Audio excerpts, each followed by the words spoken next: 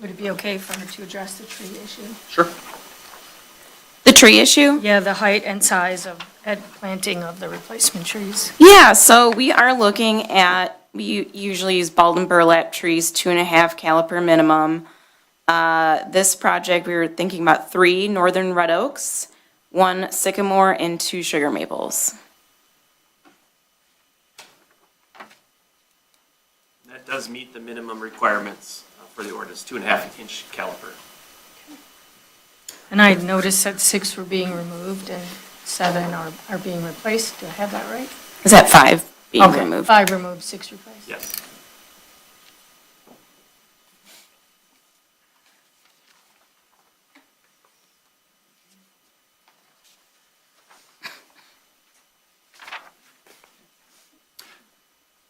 For the record, we do have a letter from our fire marshal that states that the fire department has no issue with the site plan. Marshal Sackett, any other updates from that? The only comment I have is when we get further down in the construction, as we spoke at the tech team meeting, the standpipe system on the docks, those are going to require plans through my office. That's it. Okay, thank you. And we also have a notice from Salford Air National Guard Base stating that they essentially have no anticipation of any wildlife concerns or in regards to flight safety, just for the record on that.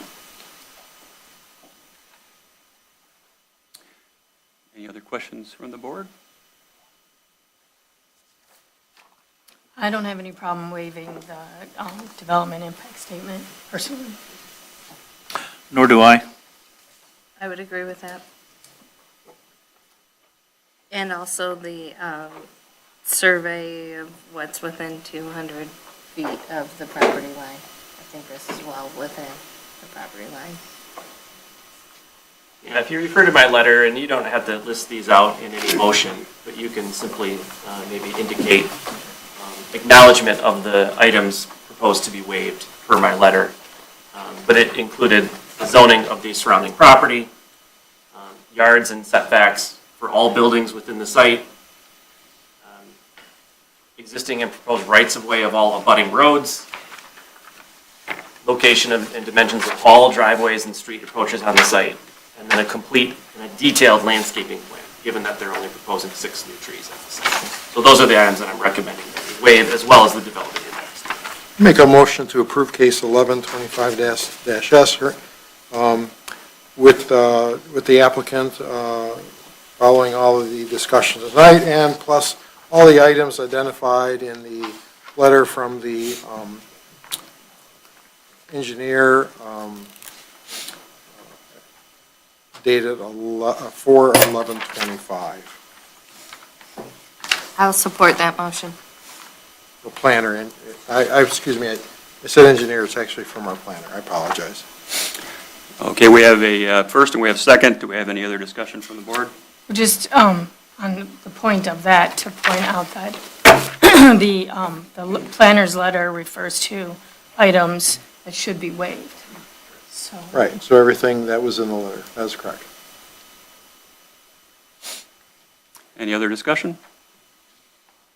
Hearing none, I have a motion in order to approve case number 1125-S. All those in favor say aye. Aye. Opposed? Hearing none opposed, motion is passed. Thank you. All right, we are on to the public hearing. D1, this is case number 0825-RZ, McRae Properties, LLC, 30675 North River Road, number 17-12-09-451-009, Harrison Township, R1C. And we will go ahead and open the public hearing on this. I'll make a motion to open the public hearing. A second for that? Support. All those in favor say aye. Aye. Opposed? Hearing none, the public hearing is open, 7:14. Mr. Chair? Yes. I could provide an overview of this request. Thank you. So this request is from McRae Properties. They're requesting the rezoning of a portion of a property that is located along Sea Ray Boulevard, north of North River Road. This This property is directly south of the Macrae Harbor Marina. You can see up on screen is just an aerial photo showing the portion of the property that the applicant is proposing to be rezoned. So this is actually a part of a larger property here.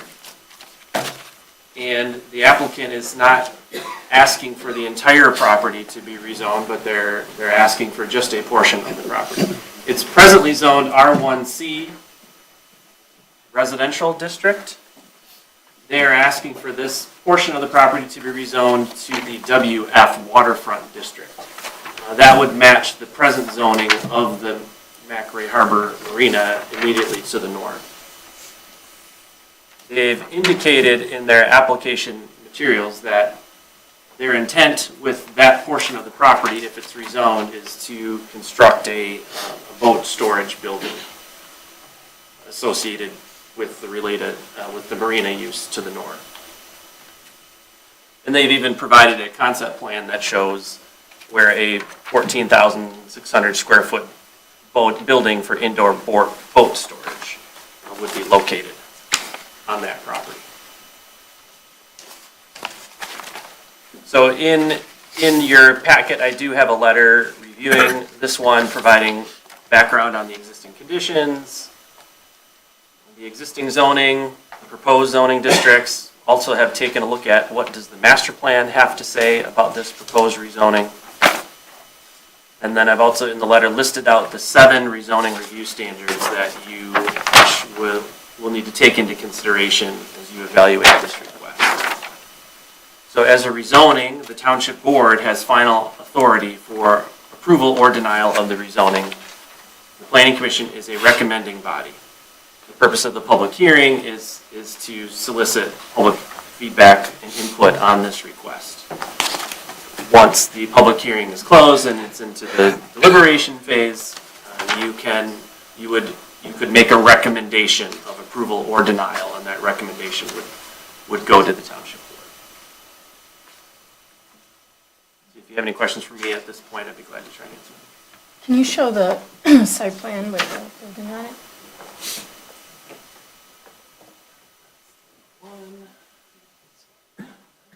Here is this was included in their application packet. This concept shows kind of the curve of Sea Ray Boulevard here and where that building would be located, a small parking area of 3 spaces right here, and then presumably this enters into the building itself. Here is the next page this is just an aerial photograph kind of showing this location as it presently exists.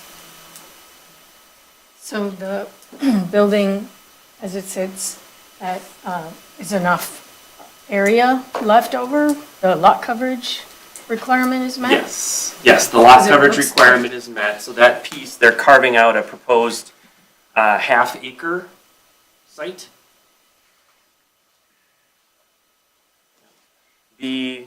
As I indicated in the rezoning application form, they're expressing their intent to construct this boat storage building.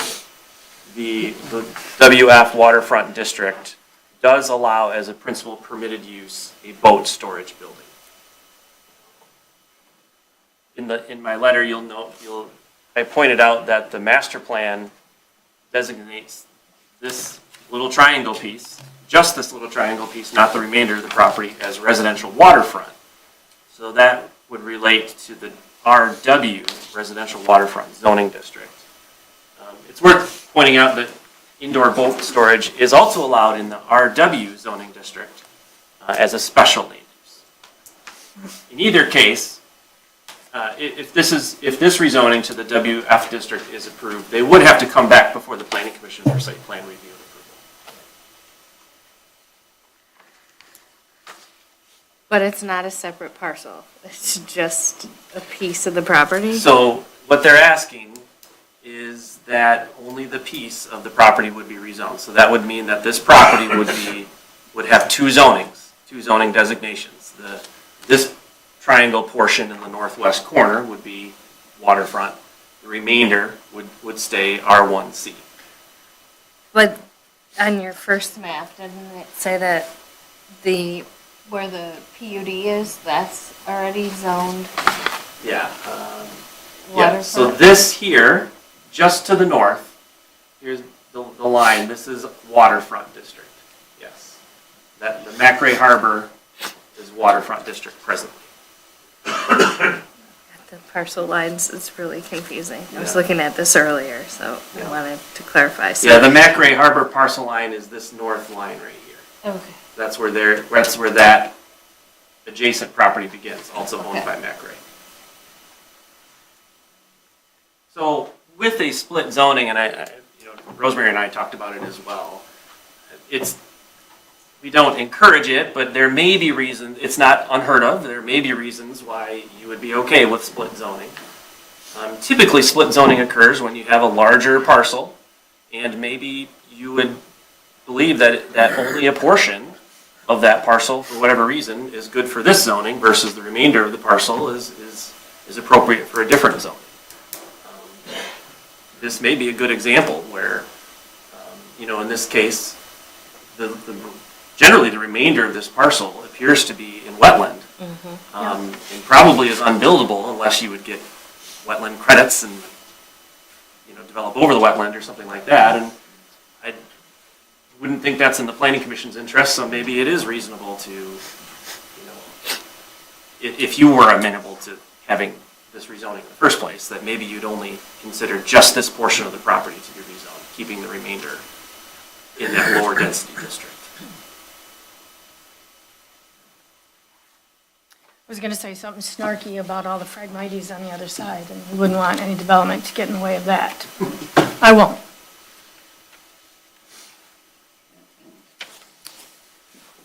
Any other questions for the planner? The board president? Yeah, I have a question. Is it not, that being said, with the concept of split zoning within one property ID, isn't there a strategy that you could just split the property and create two separate pieces?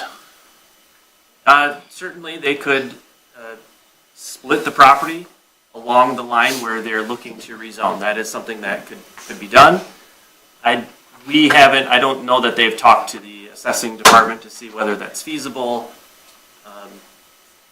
Frontage, you'd kind of leave that, to split that out, you'd have a landlocked corner. Now, maybe they could split and combine it with the larger McRae property to the north. But technically, I think maybe that's a Yeah. portion of it. So A portion of it is a PUD. it's really messy. I have the parcel map up here. It's got 3 separate parcels within that one parcel, so that's PUD. That must be part of a PUD as well. And then this is showing this whole thing as one parcel, that there's no property line there.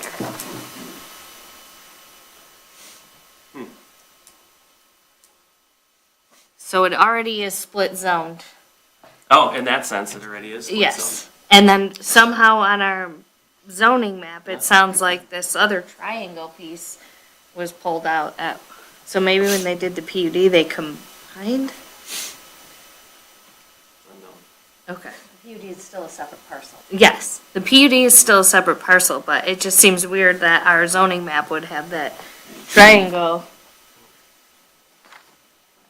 Yeah, that is true. I didn't realize.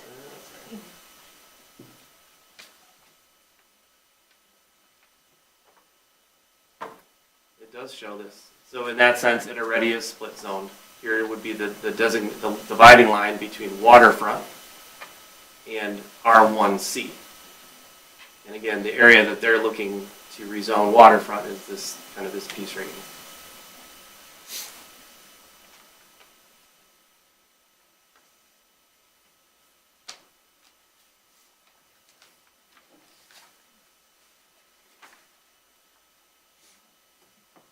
And it does show wetlands on that entire part.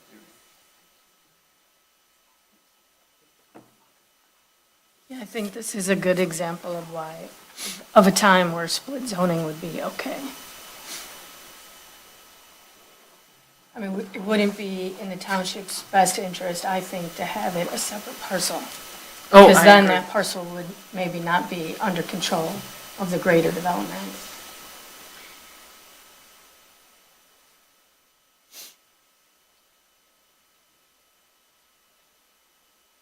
Like they could sell it. Right? Yeah, If, I get what you're saying. if you split off the piece, If you, They could if you- sell it if they are separately. forced to make another lot, you're right. and it would be Keeping it one, better to keep it as one development. less likelihood that it would sell PUD off. adjacent.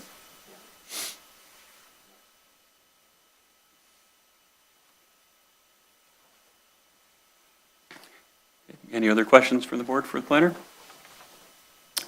That, I guess that all being said, the concept of splitting doesn't necessarily have to occur, I mean, it wouldn't, it could occur down in the future anyways. If it was deemed strategic for the owner to do it somewhere down the road, that would just be a process outside of PC anyways, that they would split, right? Right.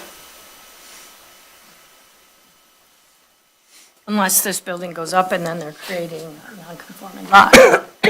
They would have to create a lot that is conforming at that point. Yeah, at any time, they would seek to split the property, they'd have to comply with the ordinance requirements.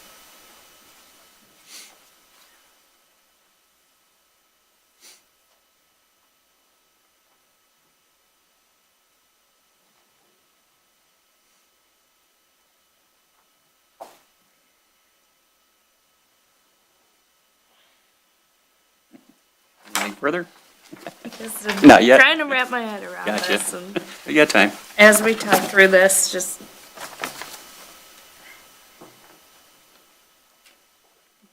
Doesn't make sense for the whole property to be waterfront, and then it's all one zoning.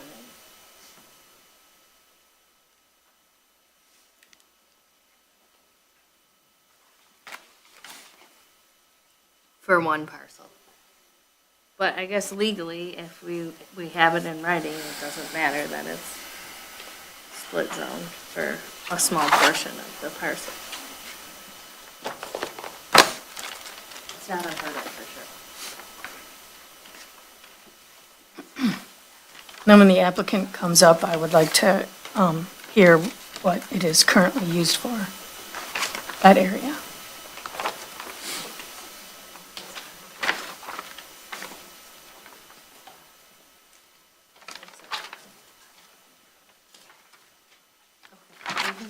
Bring up the Yeah, applicant. okay. We'll have, we have a letter just before we get to the petitioner from the Fire Marshal Shackett. It's noted that you had no issues with the rezoning request. Anything further? No, just site plan review will be required through my office if this moves forward. Okay. All right, and also, we did receive a letter from Selfridge, and based upon their review, their proposed rezoning would be consistent with their land use recommendations. So if we could bring the petitioner up, if they're available.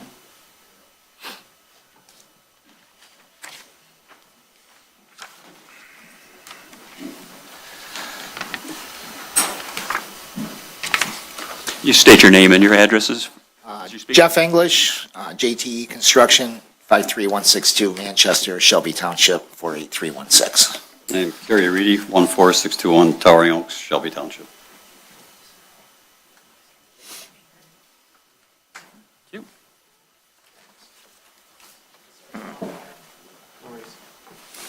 You're supposed to split.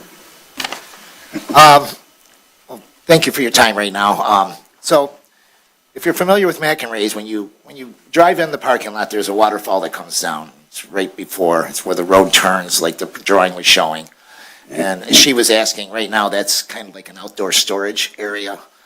Recently, Mr. Reedy put a fence around that to make it look better, because there's been some trucks parked in there and equipment and everything like that. So, we came up with this idea, spoke with the township.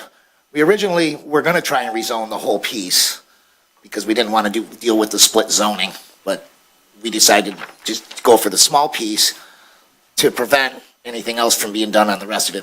The rest of it is wetlands. That's what the property is being used for now. I also want to clarify that it's not a it's a winter storage building. So this is not rack storage where they're gonna be coming in and out. This is heated winter storage where they're gonna put the boats in the fall, take them out in the summer. Most of the boats will go right back into McInerney's.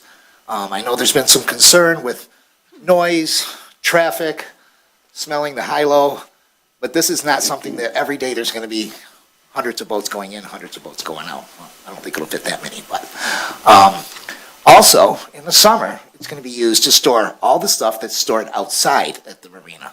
All the blocks the boats go on, all the jacks the boats go on, countless things, because it's a big building. And Mr. Reedy can put everything inside that building that's being stored outside right now, which vastly improves the way that place looks during the summer when all that stuff's not being used. Obviously, in the winter, that stuff's underneath boats and it's, but when it all comes out, it goes into parking areas and it's going to be a great improvement. Not only that, but it's kind of like an unsightly area with some weeds growing. It's,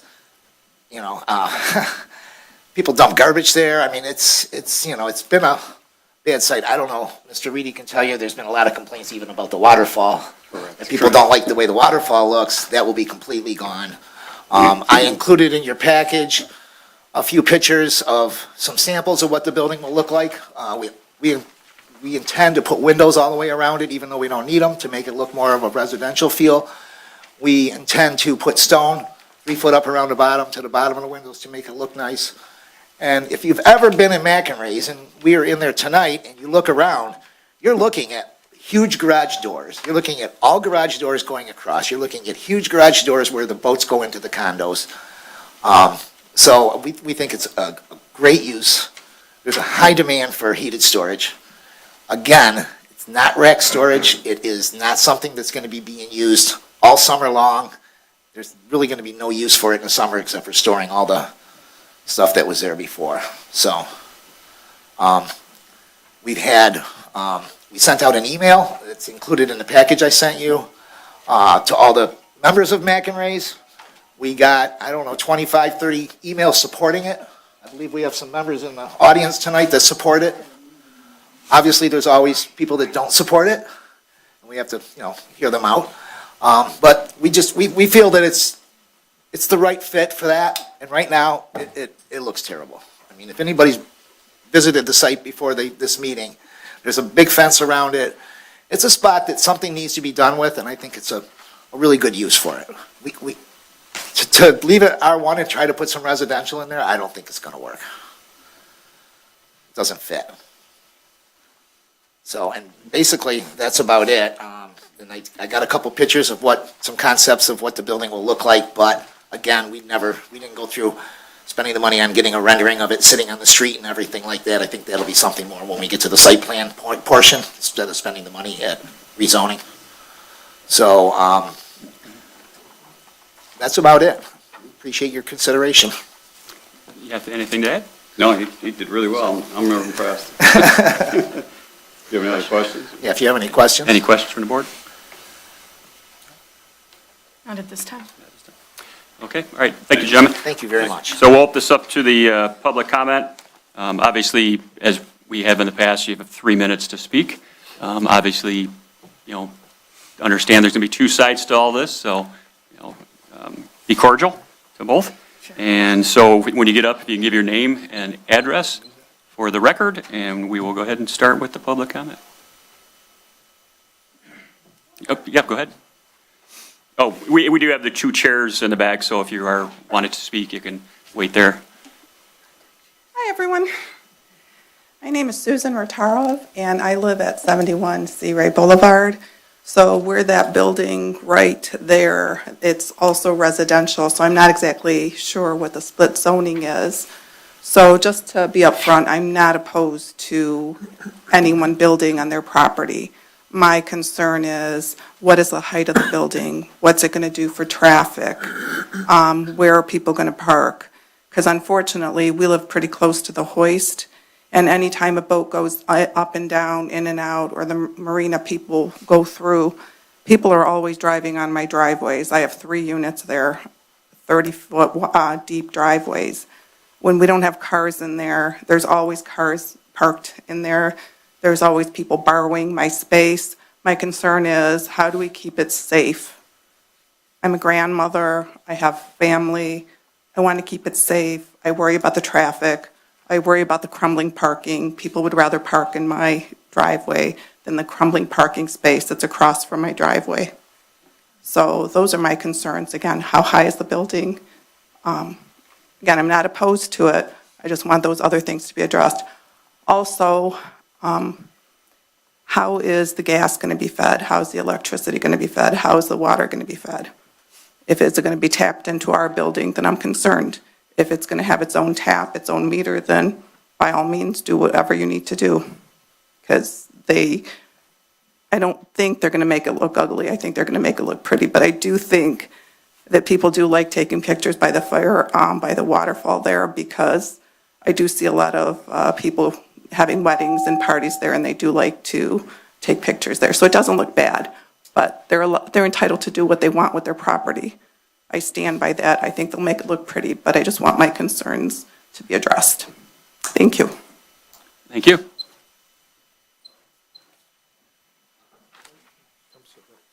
Take one of those seats right there. My name's Rich Ranowski. I also live in the same building as Susan, 77 Sea Ray.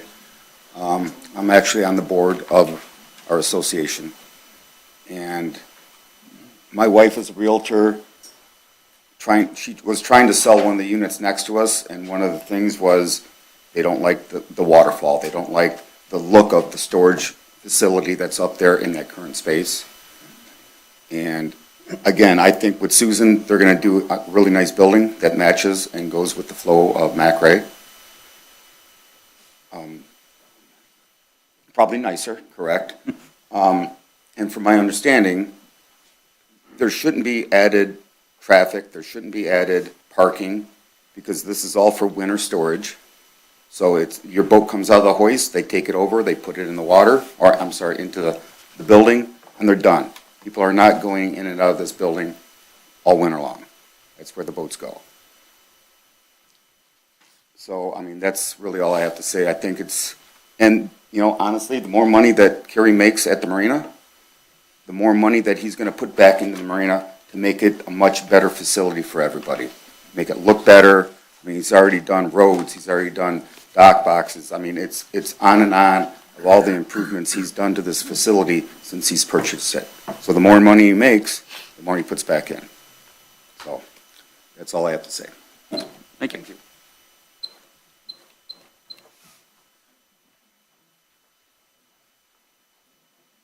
I'm Bill Eichmann. I live at 41617 Bay Haven, which would be the fourth lot down from the top of the residential section, directly across the canal from the proposed building. We are strongly opposed to looking at a giant building. Now it's a wetlands. There's fish in there, there's birds in there.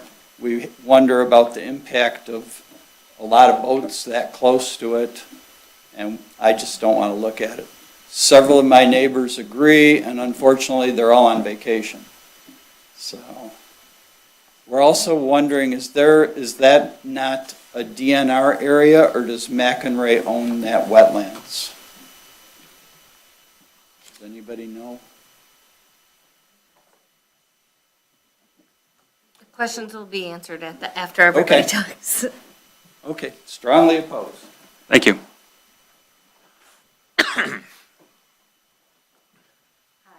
My name's Kim Rapard, and I live at 41401 Bay Haven, which is further down the street.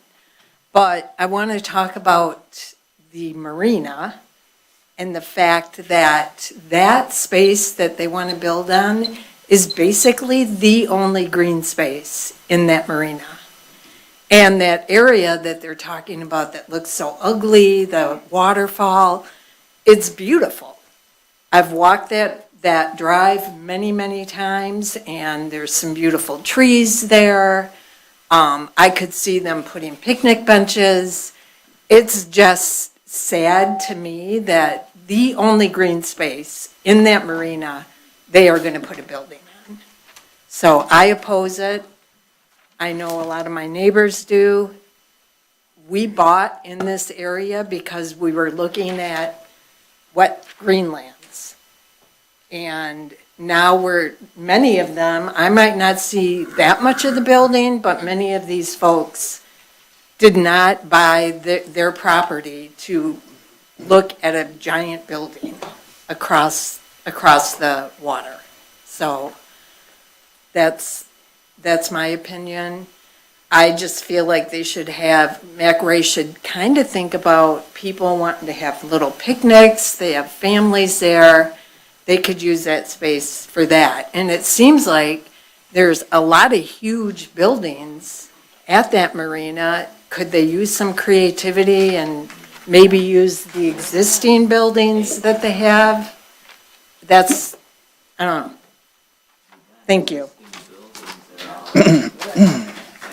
Thank you. Hello. Hello. So I'm Deborah Ranowski, and I also live at 77 Sea Ray. I'm the Realtor. I did have a lot of issues selling that unit. What did sell the unit was an individual who bought it, was concerned about the cleanup, things being left out. The term that you used for the stands for the boat. In the summertime, when the boats are removed, they're all over the place. This building is not going to be a 6-story building. And I do need to clarify on the diagram, from the canal, you're looking at the wrong wetland area. It's the corner at the end of the white building where this building is going to be built. You won't be able to see it from there. The reason I know this is because we take the dinghies through there. And so across here where the single-family residential is, right there, nope, now you've gone too far, right there. That is not where the building is going, and I think that's the misconception. So where the homes sit, and I've taken a dinghy through these canals, you can't see this building. Again, it's not going to be a high-rise. It's going to be a 1-story building. All of the stuff that's left outside will be cleaned up into.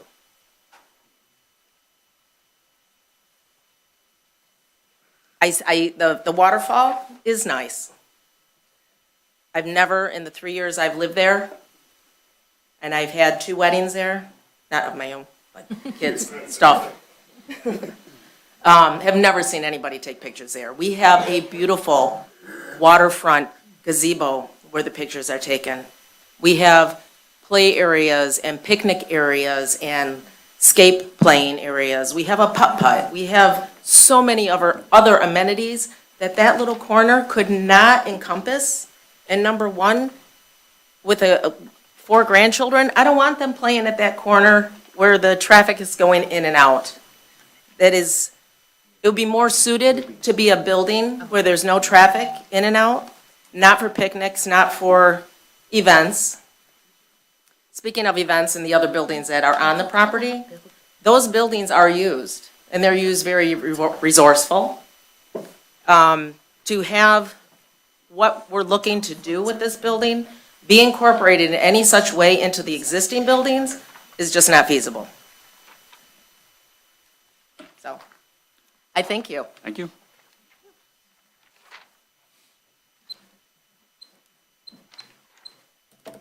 Hello, I'm Rick Rapard. I live at 41401 Bay Haven as well. And my concern is, besides looking at it, and you can see it for probably 9 months out of the year, because the trees are not full. So in the mid of summer, when the trees are full of leaves, yeah, it's harder to see through it, but you can still see through it. Because I can see that building that's there now, the storage building to the north of it. But my concern is, if it's rezoned and the plan goes through, is there something in the plan that states that it will not turn into rack storage, for instance, and cause all the problems that other people have expressed concern about? Or once it's rezoned, then they can go through and submit any type of plan they want that fits in that new zone? That's my concern. I mean, they may be talking about doing something now that may sound great, but are they restricted to that? Or, can they have something that's being used all throughout the year, in and out, like they're saying? Or like the concern was about the rack storage. So, and again, to echo other people's points about and we do know that there's wetlands in front of it, and it makes sense that they're not trying to rezone all of that, because they can't do anything with it anyway, because the DNR says you can't, right?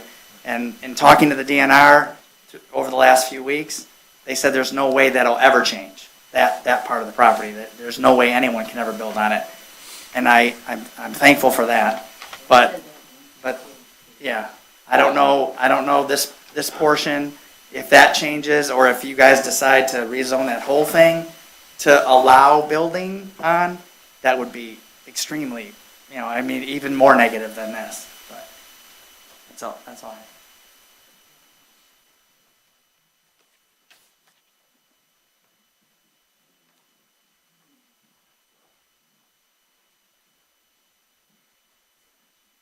C. William Bardell, 37865 Point Rosa. I live on Point Rosa, but from time to time I go to the Venice Shores neighborhood and look at houses and fantasize about maybe one day getting a quad level, tri-level, whatever. But when I drive down these streets, these dead ends, and I see these big tin boxes, and I know I moved here 30 years ago, I know there wasn't that many. That's all I see, and I'm like, I'm not moving out here. I mean, I must be stupid. I must be out of my head to live here. I must be out of my head not to move out of here and then just make money off this township like everyone else does. Just like we got these rules coming up. I don't know what's wrong with me for living here. I mean, we got people that actually live here. We don't live at our cottage like our supervisor does, and come back for a meeting a couple times a month. But I'll say this. I wouldn't put any more boxes out there because it's destroying Venice Shores. And I feel sorry for these people. I don't even want to move to Venice Shores. I drive down those streets and I see these big boxes. I'm like, no way. No way. No, I'm not moving to Venice Shores. So, I mean, as far as that land, if there's blight on that land, let's reward bad behavior. Let them build this big box there. I'm sure with all those big boxes, you can put some chain falls and some racks, or not some racks, but some jacks and stuff, and put them in there. I mean, you got enough of them things over there. I mean, so like I said, let's just all pillage Harrison Township and make money off it and move somewhere else. That's what everyone wants to do. Let's do it.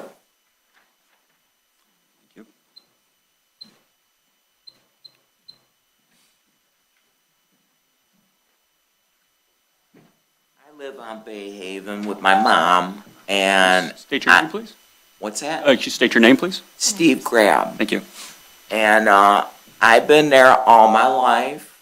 I'm 58 years old, and I don't need to see a building behind where it's beautiful right now with the wetlands and with all the birds and everything. We got the swans that come in, all that kind of stuff.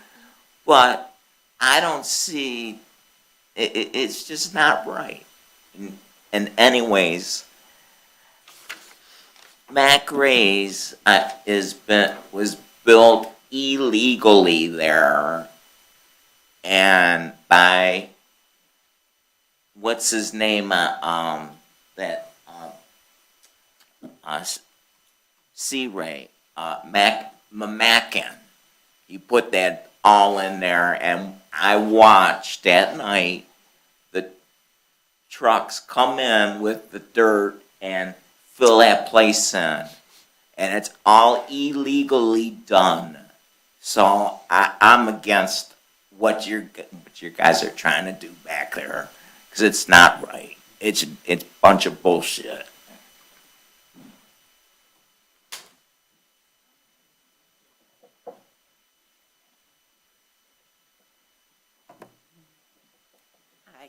name's Sandy Sokola, and I live at 31670 San Juan in Venice Shores. And I'd just like to say, I've only lived in Venice Shores for 6 years, but I frequent Mac and Ray's property quite a bit and stuff, and I would like to see the building go in, because, just like they said, I like to see the boat stands cleaned up. Right now, actually, I just left there. If you drive by that location right now, there's a big brown privacy fence around it that they just put in. Before that, it was just all the dirt, shovels, mess, rocks, whatever they cleaned up off the site. I think putting the building in and making it a little more organized would help with property values, keep things looking nice. As far as I can tell, which I frequently go up and down the canals in a dinghy, it would not interfere with the wetlands at all, or the birds, or the geese, or anything else. It's still a great area between the houses and where that building would be. And then you would, And please let the person speak without being interrupted. Thank you. and like they said, they were going to make it all match in line with the rest of the buildings that already exist. Do I know how long those buildings been there? No. But it is pretty uniform, and to keep it all uniform and keep up everything, that's how property values and everything else stay up on top. Thank you. Thank you. Please refrain from commenting unless you're at the microphone. Hi, my name's Anthony Sokola. I was my wife there. I live on 31675 San Juan Street. I know it doesn't really affect us over there where we're at. We're way on the backside. But I totally agree with, what they're doing, what they're thinking about doing there. Because, I tried fighting with Venice Shores subdivision people about cleaning up our lot. We always hear about certain codes and all this stuff, which I've never seen a set of rules in Venice Shores. I think that, but that's beside the point. I totally agree with this building because it would clean up their property, which a lot of the subdivisions should do. Get all this stuff with the storms that we've been having in this area.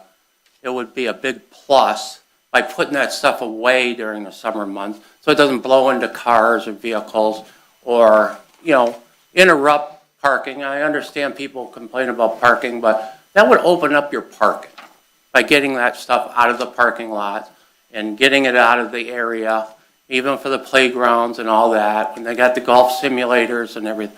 It would open everything up. It would clean. It's just common sense just to open this stuff, clean it up, make it look pretty. And I believe by doing that, he would make money on, the storage and everything, and he would put it back into there. And there's no doubt in my mind, because we do spend a lot of time over there with friends and everything, and we go through there. Which person in their right mind wouldn't want to see it cleaned up? You don't want to see a bunch of garbage in front of your house. So, and that's basically, I totally agree with this building. I understand it might be a structure some people might see, but if you ever go down Canal 5, they should, call it ENR, have them clean up a little bit of the trees that are dead and hanging in the water. It's not going to affect nothing to do with the animals there or nothing like that. So, that's all I got to say. Thank you.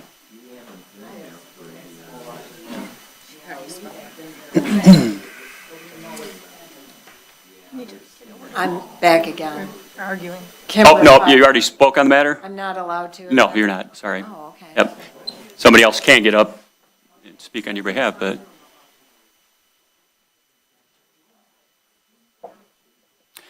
Any further public comment? I know he does. I knew he was Hello. Jim Senstock, 31698 San Juan. Everybody up there knows me. Actually, I was president of Venice Shores at the time that the original Mac and Ray stuff went in. And first off, it was supposed to be a marina, and there was supposed to be a residential area there. And there's actually deed restrictions on that property that were endorsed by the Planning Commission at that time. and we're required of Mac and Ray's. They have not approached Venice Shores at all that I'm aware of concerning any changes they want to make to this property. So before you go making any moves, we could have some litigation going on here. I wanted to see what the residents of Venice Shores, whether or not they were going to say anything. Apparently, there's quite a few people that are upset with what's going on.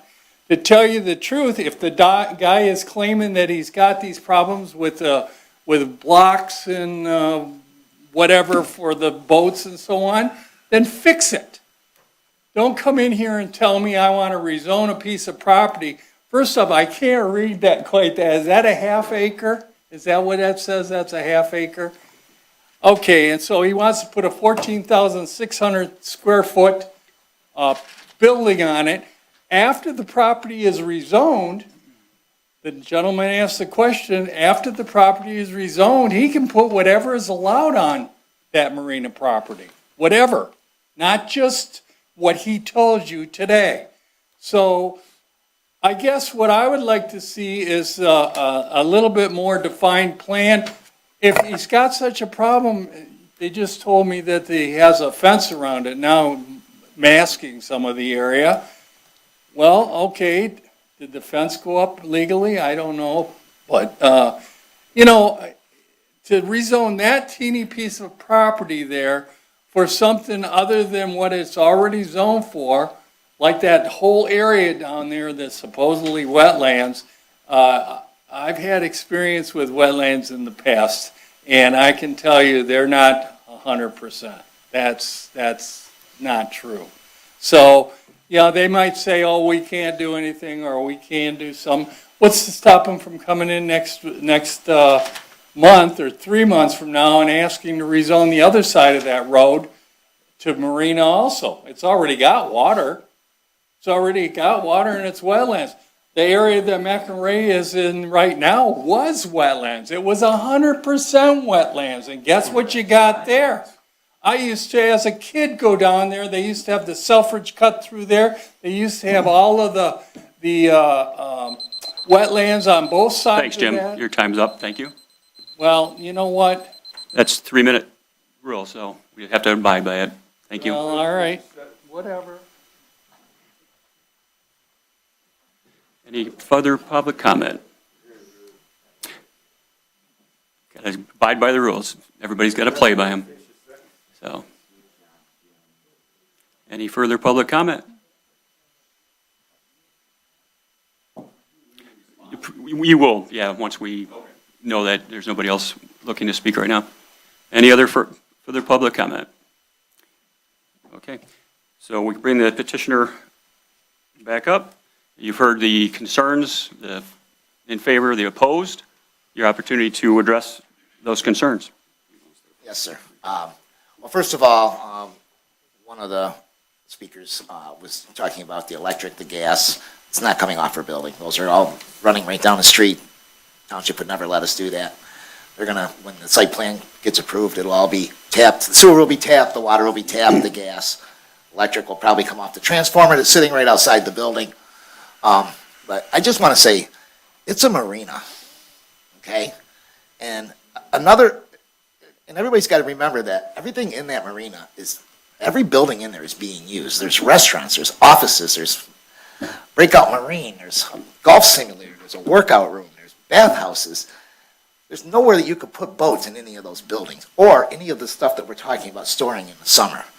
Another thing I'd really like to point out is typically when you rezone a piece of property, the people who are within 300 feet of that piece of property are notified and have something to say about it. The planner, and when I agreed with him, he decided to take the whole piece and notify. And if you notice, all the people that are here today contesting this all live across the canal, which is way more than 300 feet away. If you bring up the picture of the topo that shows all the trees, and trees are less than 9 months. They're there for 9 months. They're not gone for 9 months. It's only a couple months that they're gone. So 9 months out of the year, they're never even going to see it. And if you look at the topo, actually there was the one that I turned in. you look at that, you can see massive tree growth there, because this one doesn't show it real well. But, and again, this is a marina, and if these folks walked in their backyard, and if you look right at that picture, those are all boat storage buildings, all right there. Belmar Marina put up, 3 years ago, just put two big, huge, they don't have any windows in them, they don't have any stone on them, they don't look nice at all. But what we're proposing to do, it's gonna conform with exactly what's there. And I understand your concerns, that, your houses are there and there's a canal, but you do have the buffer of wetlands. And I also go back to the fact that typically, it's the people within 300 feet of that property, and I think there's one corner house that reaches exactly 300, the rest of them are above that. And typically, in a normal situation, they wouldn't even have been notified of this. I'm glad they were, I like to hear their input. Another thing that was said was that was a green area. That is not a green area. I don't know if any of the board members drove by there before they came to this meeting tonight, but that is not a green area. That is not a place to go take pictures. That is not a place, there was trucks parked there, machines parked there, they're gonna eliminate all that. And I'd also like to say too, that, Mr. Reedy's owned McInerney's for how long? 9 years. 9 years, okay? Everything that you guys are talking about that Bill McInerney did and Connie Ray, yeah, maybe they did some stuff in there, but that has nothing to do with him. He's cleaned that place up. He's made it nicer, and he can't be responsible for what they did all those years ago, whether they conformed, whether they, I've heard stories too, but that has nothing to do with Mr. Reedy. He just put a pickleball in at his own expense.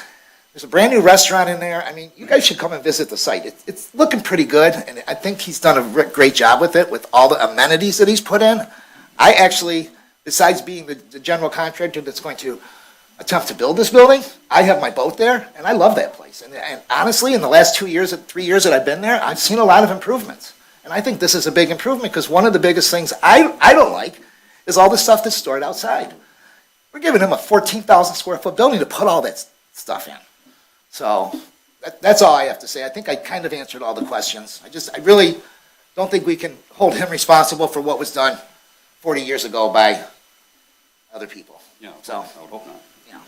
Also, I just want to be sure, everybody's clear, it is not in the wetlands, anywhere near the wetlands. It is not wetlands.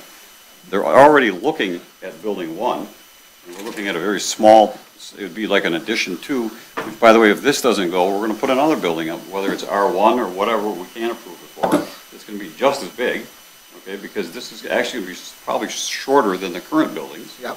And a lot of the complaints for the people from the canal, and I get it, that's their baby. But every time they have a problem, they call us and we fix it. Okay, whether they have a tree in the canal, whether they have a tree they're afraid is going to blow down, we go and fix it, okay? And I can, Okay, please let them speak.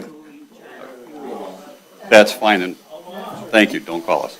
So, I just don't understand the problems, okay? It's certainly their choice, but there's only one or two that could even see that building. The rest are so far down with the wetlands in front of them and so forth, which by the way. Sir, could you please keep your comments to yourself? Which, by the way. Everybody is allowed, they're up there answering the questions that were posed by the public comment. Yeah, we have a list of them that you guys have mentioned. Okay, and then just lastly, we have looked at, because somebody made a statement that that's the wetlands, we could remediate some of that, okay? And we have never tried to do that because we understand what they purchased when they bought there. And the fact that McRae was put in after the fact of when they bought there, the only choice they would have would be to purchase it, okay? I mean, I can't control what my neighbor does at home or here, some of the things they do.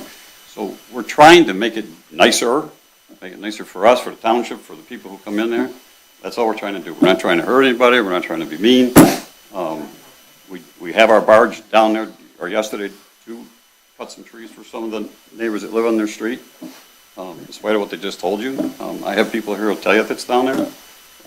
So it's really surprising and disappointing what I'm seeing, but I just hope you guys can look at it differently than I do. I just want to add another thing too, is Mr. Reedy does not plan on that being rack storage at all. And No. I'm sure that he would put that in writing, and if he ever did want to change it, he would have to come back in front of the township, because talking with him, I know he does not want to deal with That's that. a totally different business model that Yeah, we're not interested in. It's winter storage only, and, you know, it's a good spot for it, and it's a good spot to store stuff in the summer, and it's unsightly right now. It is not a green area, so, you know. Thank you, though, appreciate the time. Okay. Any other questions, or? You had, with some notes here, you addressed some of the issues about utilities that they had. There was a question about, and I know we're a zoning thing and not really dealing with the building at this point yet, but you had questions about height, noise, with Susan made the comments. Would you like to address that at all? Well, we would always conform with the township requirements on height, you know, land coverage, everything. I mean, obviously, we have to go for a site plan approval. And they're not going to then be higher than what's currently there. No, and then we have to go to the building department, which, you know, everything's going to have to conform with the township regulations. Okay, and then I believe it was Bill and Kim had some questions about the wetlands and the green space, which it looks like you addressed some of that already. Well, the wetlands are across the street. Chair, Right. Chair, Like- can I just Oh, yeah. clarify something so everyone Sure. is on the same page? I just pulled it up. That wetland area is a conservation easement, which is why the DNR told you it will never be built on. It is a conservation easement. It is under protection, the wetland portion of that parcel. So I just want to clarify that. Right, all that. No, Yeah. the whole thing, not There's 10, just I the think there's wet. 10 acres there. Yeah. Yeah. And there's some So that's not. that is, I just want to get that out there, so everybody's on the same page with that. And a conservation easement means that it is recorded, it's a recorded document, it runs with the land, it cannot be changed. So, no, that, Includes the other side of no, that conservation road also. easement. Part of the same piece of property. It does not. On the Conservation- state's website, it does not. I'm gonna tell you right now. Okay, we're not going to discuss, we're having comment from the board at this moment, so we're not going to go back and forth with this, okay? Thank you. You'll see us in court. Okay. Okay, the other comment that was made was by Rick, and I think it got addressed a little bit, as far as that there's no guarantee of it being rezoned, that your use of the thing. And you just made the comment about possibly putting in writing about winter storage only. Would you like to expand on that at all? I mean, if that's necessary, yeah, I can't, because I can't tell you what's gonna happen someday, you know, I'm getting up there when I sell, or the next owner, just like, because I'm the third owner, there was actually somebody between Nick Mackin and myself. So, yeah, I can't tell you what they're gonna do, so whatever is necessary, you know. But we could put it in writing for the township, so Yeah. that if someone ever bought his place, they would have to They would come have to back come in front of back the to you. board to make that happen. Yeah, we have no problem. Because, you know, I mean, I think most of the people that, you know, as everybody knows, there's a lot of condos in there that are, you know, they have the boat wells inside of them, and they, you know, they honestly look like storage buildings, but there's people living there, you know, the traffic would be too much. Every day, boats coming in and out, I mean, you know, with rack storage, you pull the boat out when the people come in, and you put it back in when they leave. And they have to have a place to park, so Yeah. we don't even have And one that. other thing I want to add too is, Mr. Reedy just spent a ton of money dredging that canal that they all use to do That's it. correct. And he's spent huge money. Okay.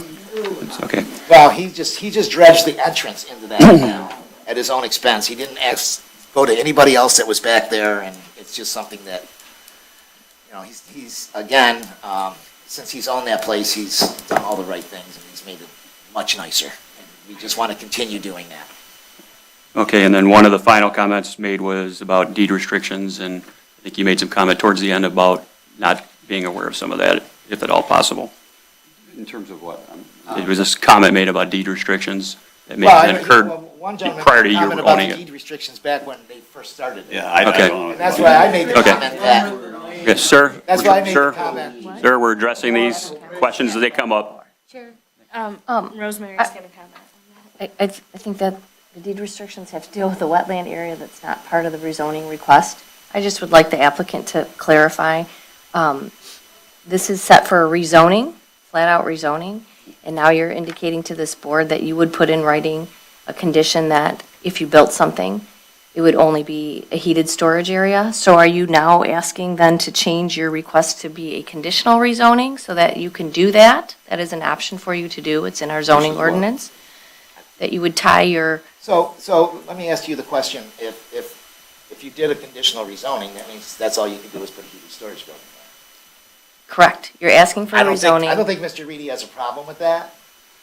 we don't get the rezoning, we're gonna look to do something else Something there. else, yeah, I don't want to Conforms restrict with the that. zoning, and, people might not like that either, so, but I don't think he'd have a problem with that.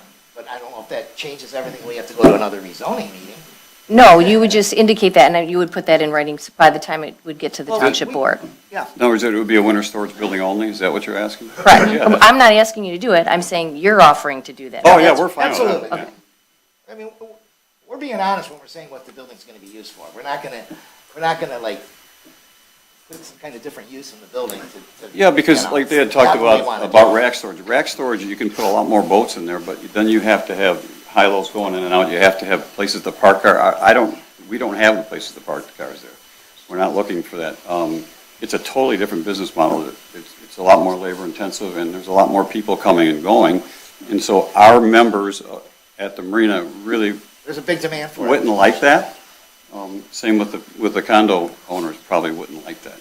So we would make more money, but it's a lot more work, and we're going to annoy some of our own members, as well as, obviously we would annoy these people. But I think Mr. Reedy would be willing to make that. I have no part of problem it, with that, yeah. And also to make it that it's not gonna be rack storage, because that's what it seems like the big worry is. So I have a question, if that's okay. Will boat owners be able to access boats that are stored in the building during the winter time? Yes, they would be allowed to access it. People A don't lot, do that. we're going to restrict what they can do in there, because it's a newer building. If they left something in their boat, they might go in there to do it, but they're Yeah. not gonna be able to go in there, open up their boat. Okay. They're not Because gonna- we do have security There's gonna be nowhere for 24/7. them to plug their boat in. The boats are gonna be winterized. I mean, yeah, well, they won't be We winterized won't be, because it's yeah, heater because it's storage, heated. but. We don't want them sanding bottoms necessarily and so forth, those are all Yeah, things that's that not we're gonna trying to happen in restrict, there. because then it gets all over everybody else's boat, Yeah, so There's none certain of things that. we're going to have to restrict. I think basically the same rules that all the other heated All the other storages heated in the storage. place do. Yeah. I mean, no one gets to go in there and sand their boat down or wheel their No, boats out. no, No one they gets to do. go, some of them do, but this one's not gonna be. And, I mean, and obviously that too. I mean, he had no problem putting any of that in writing. Okay, so that is more of a site plan issue, but I just wanted to bring that up, that if it does come down to site plan approval, that you make sure that there Yeah, is. no, there's We certain would address things all that, we yeah. don't want, what we don't want to do, though, to be honest, I don't want to restrict. So like if somebody, wants to wax their boat, we will allow them to wax their boat, because they don't hurt anything, they don't hurt the environment, they don't have, Well, it's the parking I'm concerned Yeah. about. Yeah, and the parking, Parking is at a premium in the winter. first of all, at 14,000 square feet, we're not going to have very many boats in there, okay? Because the average boat that's going to go in there is 40 to 50 feet, okay? And they're going to average between 13 and 17 feet wide. So you can see there's going to be very few boats in there. I'd love to put a whole lot more in there, So there's not going to be that many boats in there in the first place. So, and then on an average weekend, you get about 10 to 20% of people.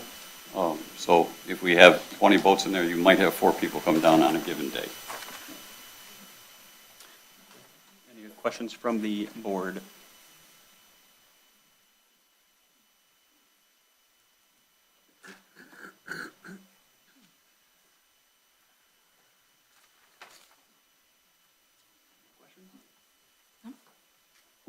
No questions?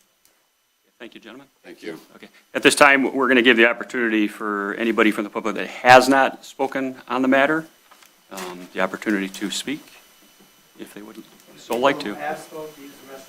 No, no. It's only for people that have not spoken so far. It's something new.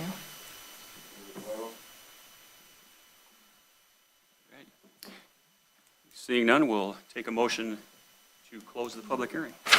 I will make a motion to close the public hearing. Second. All those in favor of closing the public hearing, say aye. Aye. I believe that requires a roll call No. to close the public hearing. Rosemary, I correct? don't believe so, I think. Okay, thank you. I didn't hear. Well, we're all set. It was not. All those in favor, aye. Aye. Opposed? Seeing none, the public hearing is closed.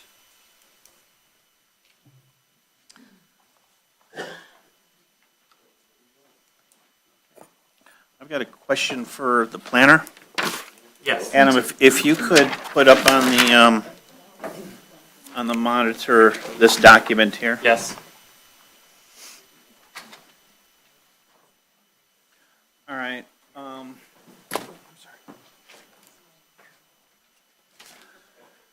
So just a bit of background to where I'm gonna take this question for you. In this particular instant, I can see the value of split zoning just as a pure vehicle for the proper use of land. So I get that concept. I'm still mentally struggling with the administration of how do you define the pieces and whatnot. As it relates to taxes, I guess I've convinced myself that that's not the planning commission issue, that'll be assessing, figuring out how they're gonna properly tag the property, because it's still gonna only be one tax bill, from what I see. Let them do their business, how they do that, so I'm not gonna talk about that. So, I started to struggle, I look at this document here, and it's got the dark black line defining the limits of the property that's associated with this proposal, check mark to that. And then the applicant today, which I don't think you have, provided another document, yeah, this one right here that closely represents what the previous document was. I assume it looks fairly similar, but I'll just. Let me just clarify that first one here. This is not from the applicant. This was prepared by my company in our review of this request. As fair, it's fair. But it's the document that's illustrating the scope of work, which I get. Yep. And then applicant, this is the applicant submittal today then. Correct. Got it. Fairly closely represents the same intent, so no issue there. Where I start to get inquisitive is do you have this document here also? It was in our packet. Yep. Yeah, so continue, okay. So this one here is titled site plan, which I get. And it has some dimensions on it. And I'm gonna draw the attention initially to the dimension at the top northern piece of the property, which it says 20 feet. And it looks like it's dimensioned to the building, which would be an error, because it should be mentioned to a property line. Okay? So fine to that. Okay, so I'm going to get to where, in my mind, where I would like to take this in order to at least get my mind around how would you manage and administer what is in front of us. So that dimension strikes me as being flawed, because I look at requirements for WF Waterfront District, and it says 20-foot side yard setback, and that's 20 foot to building, so that's flawed. I look at the dimension to the far west, which I believe it says 14 feet. Argument could be made because of the configuration of property, if that's a side yard or a rear yard, I get it, I guess we'd have to work that out. But either way, it's either at least 15 or at least 20, so that dimension is flawed. And then I look to the dimension at the street, or the front yard, I would call it, for lack of a better term here, along Sea Ray Boulevard, and it says it's 30 feet. And if I look at the ordinance, it says, for this district, minimum front yard setback, measured to the center line of the local road, is 60 feet. So that's a 24-foot road, so that strikes me that the dimension wants to be greater than 30 feet, 48 feet, okay? So this is where this is going. So, I mean, I see all these dimensions, and I know the dimensions themselves would then dictate how big the box could be. Because right now, the box is drawn, interestingly enough, but no, not necessarily that it's flawed, but it's purely being drawn by, here's the limits that they set the boundaries of buildable limits and fit the best possible box within it, which, it's fine. But I think the dimensions are wrong. So I know the dimensions have to be adjusted so that you can better define how big is the box. At the site plan process. So I will, to valid points, I will just remind you that this is not proposed tonight. This is not what you're evaluating tonight, this site plan. You're just looking at the rezoning. I agree. I haven't looked at the setbacks, the requirements, in just your explanation of the flawed 20 foot between this building and the next building. Correct, it wouldn't be measured between the two buildings, it'd be measured between Right. the property line that separates it. And I get that that would be a site plan It is a issue. site plan I get it, but this is where it took, I did a lot of a background to get to where I wanted to get with on this. Yep.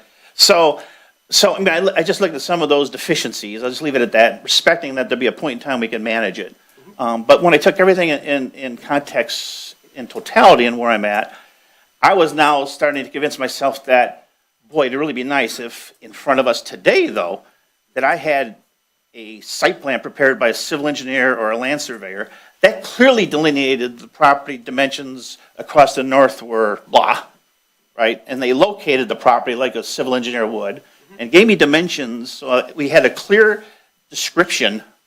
And I don't know if I've seen that, but I certainly would like that. Now, maybe we could convince ourselves that that in itself would be a subplan deal, that would be a requirement, that we'd have to have a plan that clearly articulates all the physical dimensions, because then you had something you could work backwards from to say, here's your building, a footprint that you can work off of. So what I might suggest, and to your point, again, not with regard to the site plan, because we're not reviewing the site plan tonight. They'll have to come to you, and that site plan will be reviewed.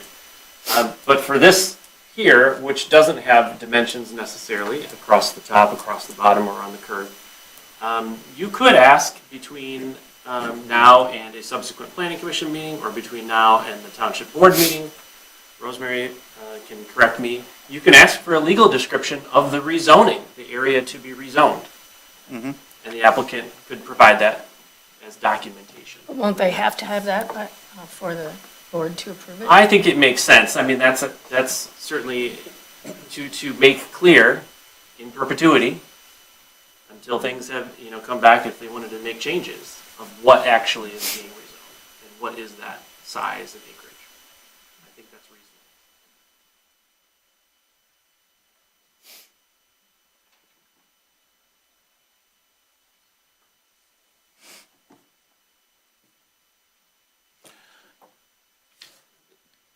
Fair, and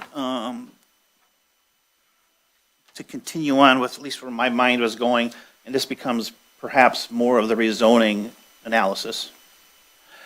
So, split zoning, I get it. There's this piece here that's going to be defined by legal description of starting at point A, dimensions around like you would do in order to pin in the whole property specifically. Got it, okay. In my mind, though, it would strike me as appropriate, though, that however we manage, when you get to the issues of how big can the box be, how tall can it be, WF defines that. So, we don't really have to debate it too much. We know that they'll have to work within those constraints. So, I mean, I get it there. But is it fair to say, and perhaps it just, you leave it up to us to determine, like in my own mind, I would have said that once we define this piece of property, that we then at least apply the constraints associated with WF within the constraints of the property. Are you following where I'm taking this here? Even though it's got a bunch of zoning out there, that when we do our actual analysis, that we will then say this piece is now newly defined, has to satisfy the requirements of WF district within that little piece itself. Is that? I feel still like would you argue that repeated yourself. I'm sorry? I feel like you just said the same thing. I mean, the whole idea is it's a rezoning of that piece, whatever the legal description is. And a site plan ultimately is going to have to follow whatever those dimensions are. Yeah, I guess I did. I've already convinced myself already initially Okay. that that's what we would leverage anyways, Right. that we're just going to leverage WF. If it gets rezoned as So that's what they're WF, asking for. yeah. Right. If it gets rezoned as WF, then fine. When we see site plan, then the box is going to be constrained by all the requirements of WF. Correct. And site plan Right. So, but And we're my, not, and I was only getting hung up, since it's still part of the parent piece. That's where I was getting a little hung up at that. It's not its own dedicated parcel, but if we can still live within the constraints saying this little piece is going to be WF, and we will then apply WF standards to that little piece, if we can do that, well then. And that's even the challenge of, the applicant submitting this graphic here as an attachment to the rezoning. It's not required. They offered it for information.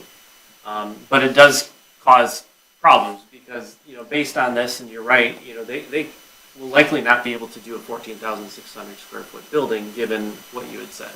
But we're not approving that right now, and we have to recognize, and they have to recognize too, that once rezoned to the WF, they will have to comply with the WF standards, height, setbacks, lot coverage, parking, all of that. So get this out of your mind. It doesn't exist as part of your approval tonight. All you'd be looking at is, what is it being rezoned? And to the point, we had, one of the comments from the audience too, is once rezoned, they can come back and seek approval for any of the uses that are allowed in the WF district. Unless they would offer something, if they offer that condition for you, that could be recorded and that would run with the land, and that could only change upon your approval. But without that condition, the point is valid that any of the uses under the WF could be allowed potentially. But of course, the restrictions also would apply of the WF district. And I believe he did offer that today, so I would take it as an oral, and it should be in writing by every other condition that he may want to add to it for the township board. But at the moment, if he doesn't want to add anything, you can clarify that and say, based on the fact that it's now, we're considering it as a conditional rezoning, and it would be restricted to a winter storage heated structure. You don't know what size yet, because you don't know what the dimensions are. That would be the condition. It would have to be limited to that. Couldn't change. Couldn't build anything else in the waterfront district.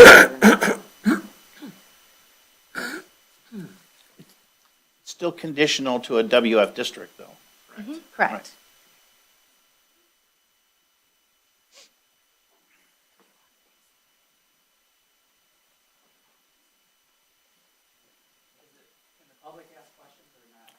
No, the public hearing portion is concluded. To the applicant, as they're stated up there, are you agreeable to that conditional rezoning, the winter storage heated structure? State for the record, please, if you could come to the microphone. Oh, if you're asking for it, I'm sorry. We would be happy to do that with one exception. Dan brought to my attention. I don't want to not be able to store equipment in there in the summer, so I don't want to call it winter storage. If we want to call it not rack storage. You can, that's up to you. You can offer that.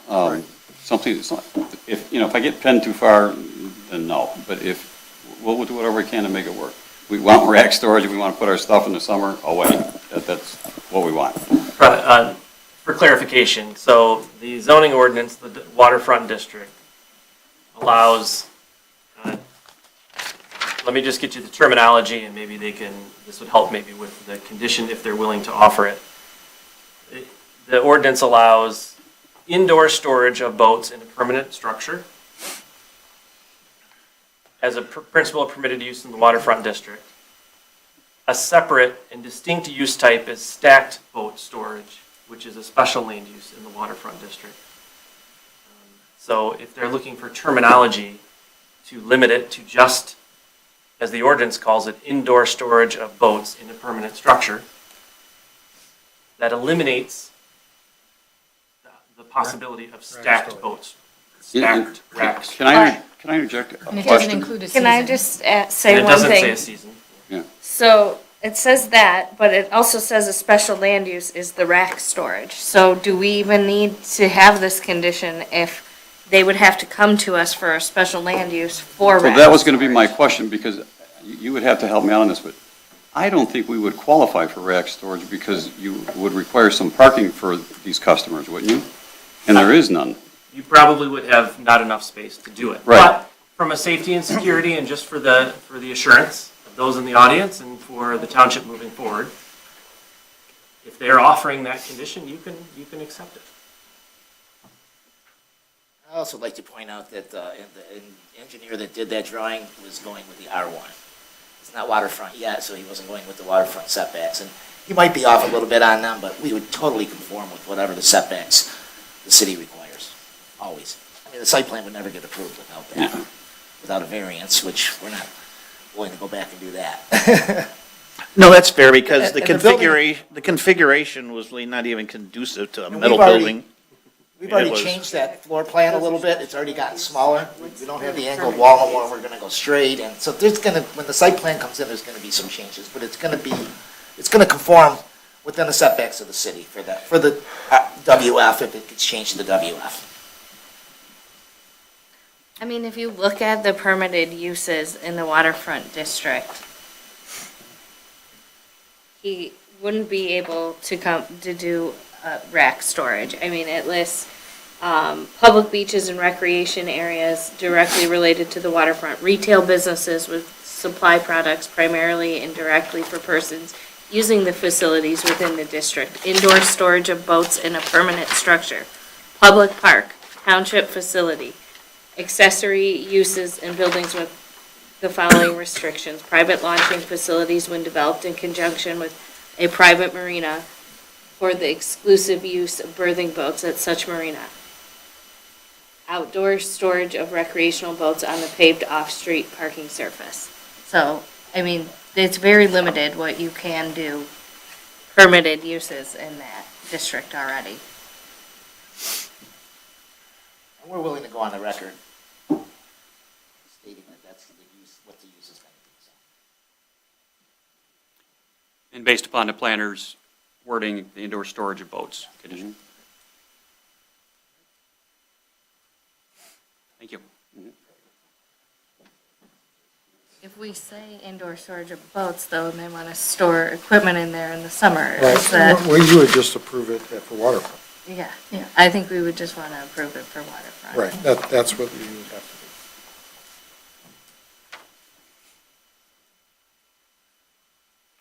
to do. I'd also just say, and you're right, that the ordinance is pretty clear about the limitations, that it would have to be a special land use for stack boat storage, so check mark to that. They'd have to be back in front of PC again.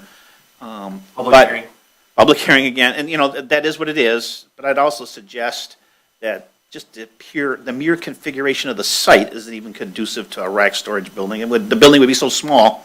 Right. That it would never become a financial model that would even work. Right. Correct.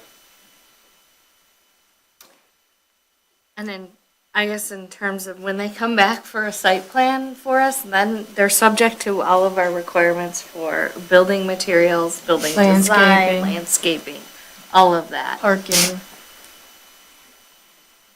Yeah. So one thought that I have is driving down that street several times over the past few years. It's pretty much an outdoor storage lot now that is quite unattractive. And also, all of the other materials that are stored outside in the summer are quite unattractive. So addressing that problem would be a benefit to the area, to the district, in my mind.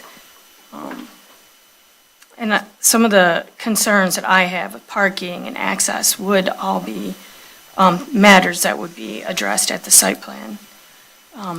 The concern that I had with the rack storage, I think is addressed by the fact that it is required only as a special, or allowed only as a special use. So I'm satisfied with that. Yep, that's all I have. I'm all set.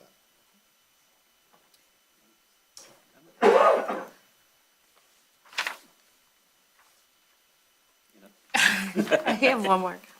It's just, Still looking? well, I guess we're only looking at rezoning that piece, Yeah. so I'll just leave it. I just feel like the other portion, the only other portion of the property that remains residential is the conservation easement. Everything else is zoned waterfront on that parcel.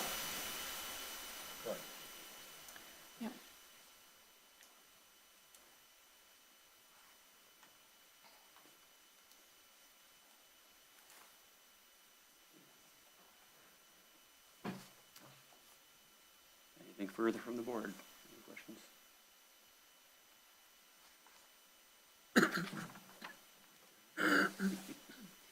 Motion's in order. So, Mr. Chair? Yes. You do have the 7 standards for the rezonings. Maybe you would want to, if you make a motion, you would want to tie any recommendation for or against tying it to those 7 standards. Consistency with the master plan, where the master plan shows this specific triangle-shaped piece as residential waterfront. compatibility with the physical characteristics of the site.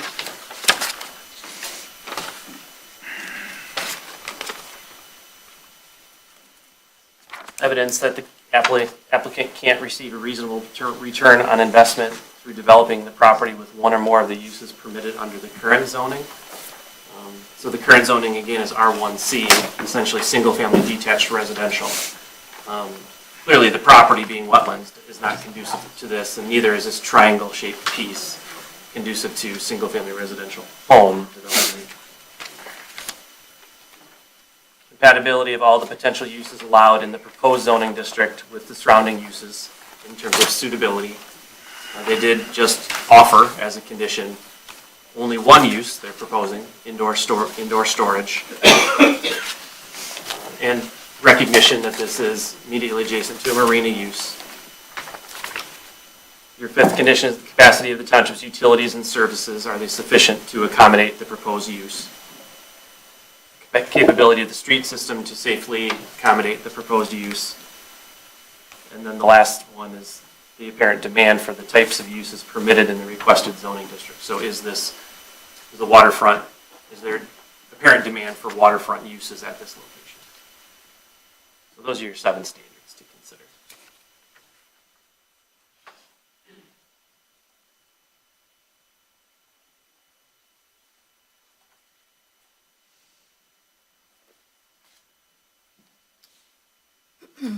I'll make a motion to approve case number 8-25-RZ, McRae Properties, 30675 North River Road, from R1C to WF, subject to the findings, number 1 through 7, is outlined in the planner's letter dated, April 11, 2025. I believe that the approved probably should be recommendation. Yeah, I was just. Sorry, meant to say that. A recommendation to the A town. motion to recommend approval to the township board. Could I suggest, if you are accepting the condition that was offered, make sure to note that in your motion. And also, if you're wanting to ask for a legal description of the specific area, that be provided to the township. So my motion will not include a conditional rezoning, but it will include. Oh, you don't want to. Okay. So you're not accepting it, you're just saying Subject it's to straight the up rezoning. applicant providing the legal description as a part of the formal request and review by the township board. Is there a second? I will support that. We have a second.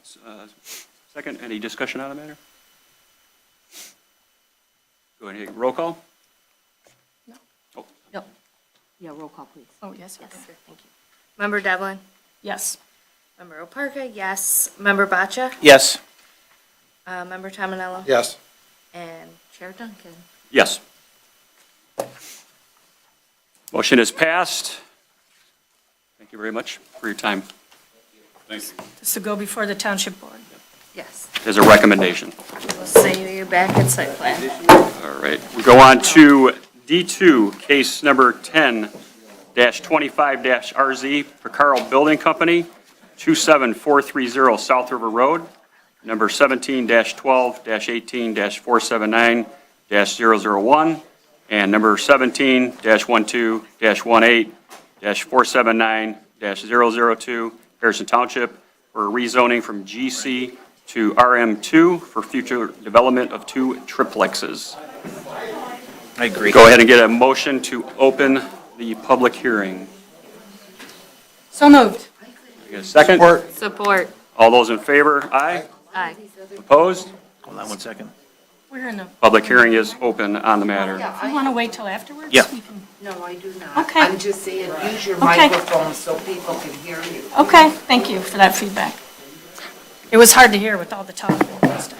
We go to the, sorry about that. Wally, can you turn the mics up a little bit? You gotta really bring your mic in because these. Yeah, I missed now. we'll go to Just a the little bit, Wally. I don't want. planner on this matter. Okay. This is a request from Dale, I don't want to mispronounce the last name, but this is Pacaro Building Company. He is the applicant. He is requesting the rezoning of two properties located at 27430 South River Road from the General Commercial District. Both of these properties are zoned General Commercial presently, asking a rezoning to the RM2 Multiple Family Residential District. It's two separate properties presently. One property is 0.64 acres in size. The next property, the adjacent property is 0.49 acres in size. So 1.13 acres total between the two properties. Presently, both are undeveloped lots.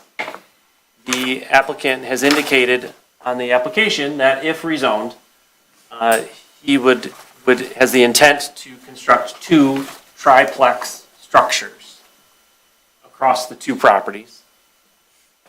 That would be, if it's rezoned to the RM2 district, that would be a principal permitted use, the multifamily residential, the two triplex structures.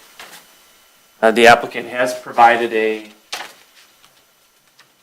concepts showing, illustrating what his intent is, but I will caution you, like the previous request, we're not approving any site plan. He's offering this as illustrative purposes only, and if this is rezoned, he could come back and ask for any other of the uses that are allowed in the multi-family residential district. But for the illustration that he has provided this, he also has shared a concept showing how the two triplex structures could be accommodated at that site.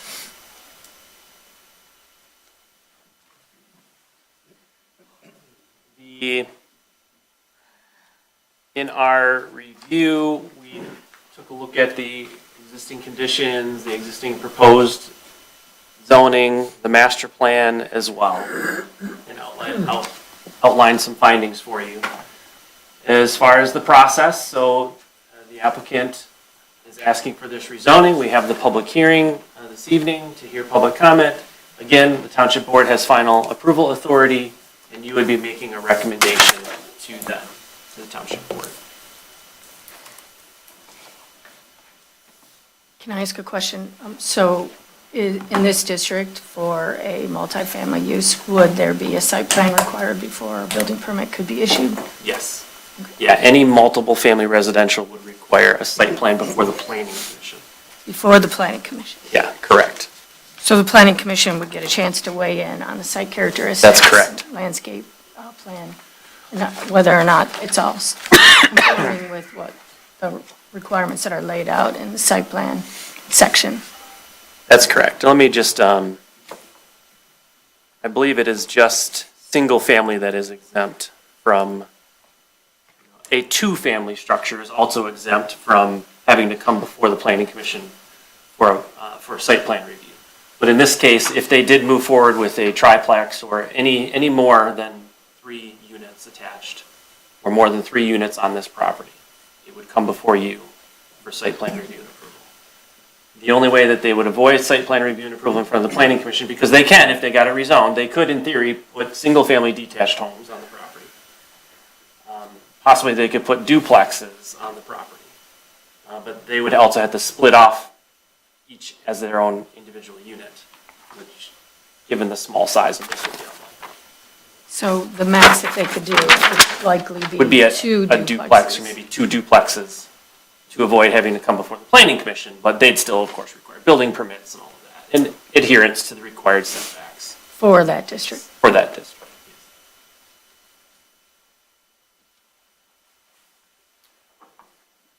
All set? Oh, can I ask one more question? So, I'm sorry that I didn't look this up before, but, is, single-family residential a permitted use in GC? It is not. Let me just confirm.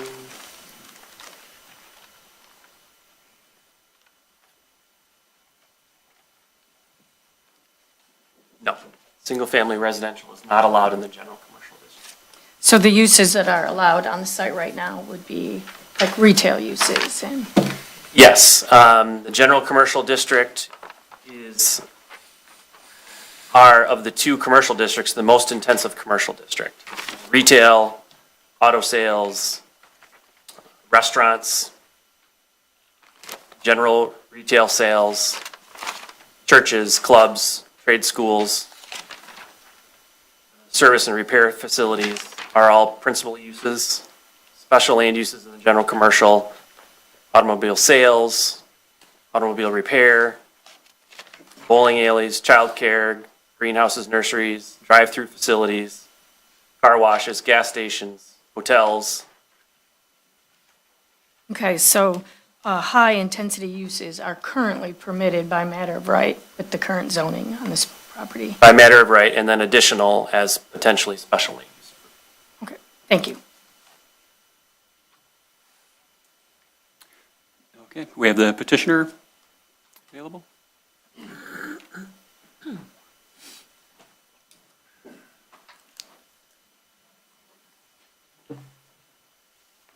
How you doing? Hello, you can state your name and address. Dale Spectortelli, 40851 Cascades, Sterling Heights, Michigan.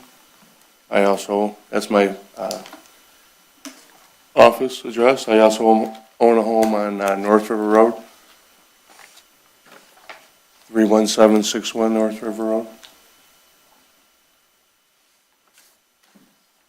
Would you like to speak on the, I found the property, I had an opportunity to put some time into it and see if I could make something work with, with a condominium complex of some sort. I put a lot of thought into it, putting a multiplex, somehow getting a driveway around the back, and doing this and that, and the best I could do was a fourplex with a two-car, I want to do a two-car garage, but with a fourplex, it's 80 foot. You can't have, you need more than 20 foot to put a front door in a fourplex. So anyways, this is what I came up with.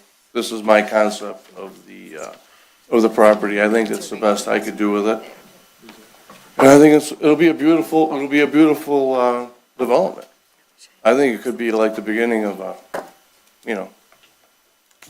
I don't want to call it a town square, but there's plenty of room on South River Road. And,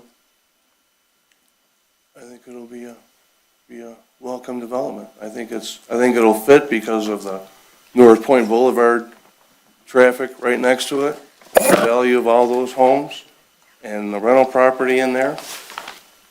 I think something very similar to my concept drawing would work.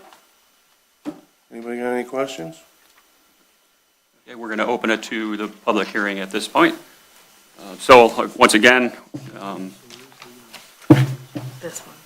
that property. So it's- we'll open the public hearing. Anybody who'd like to speak on the matter has 3 minutes.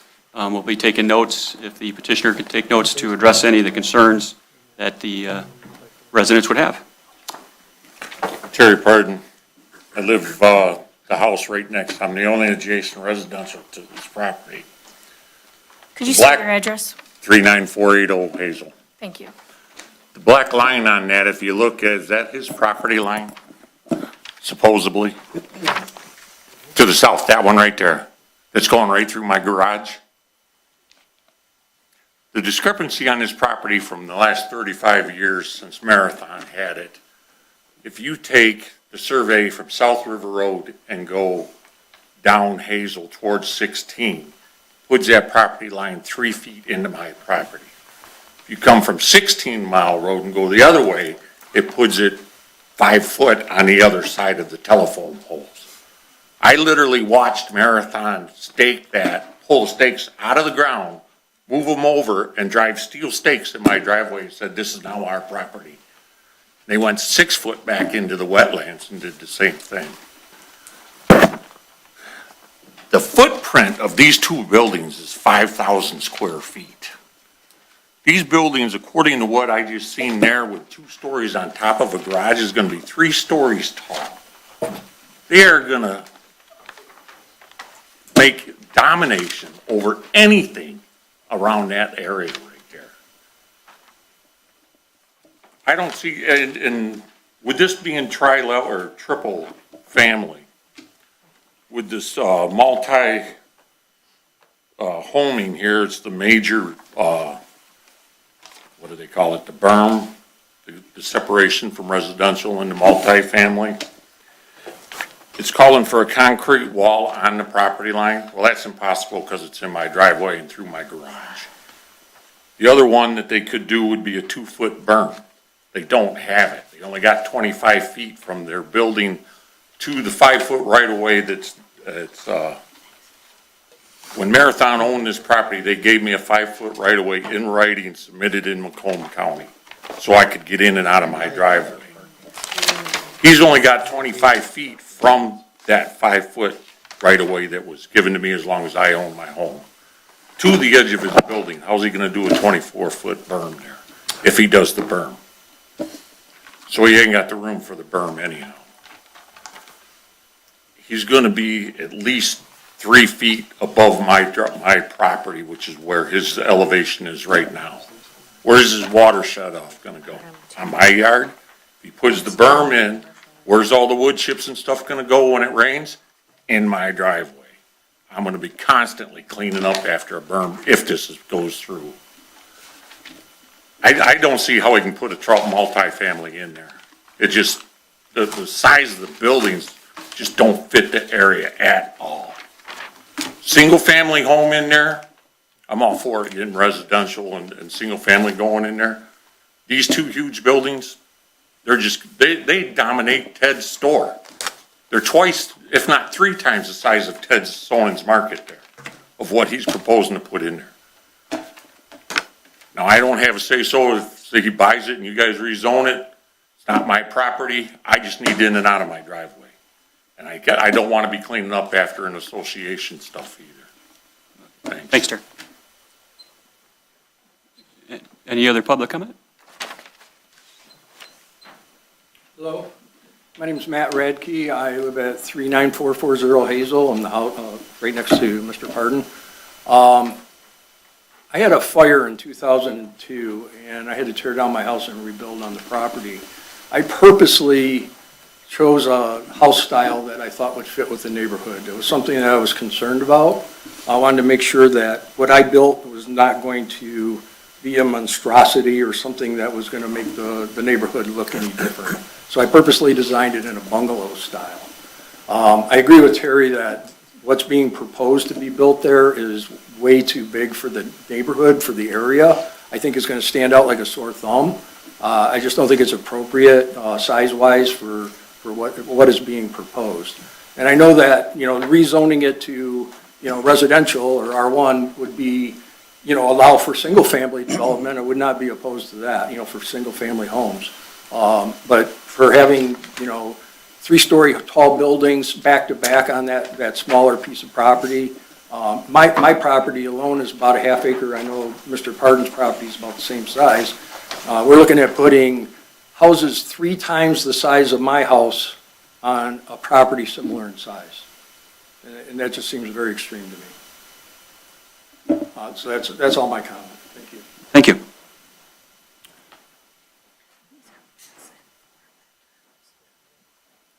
Good evening.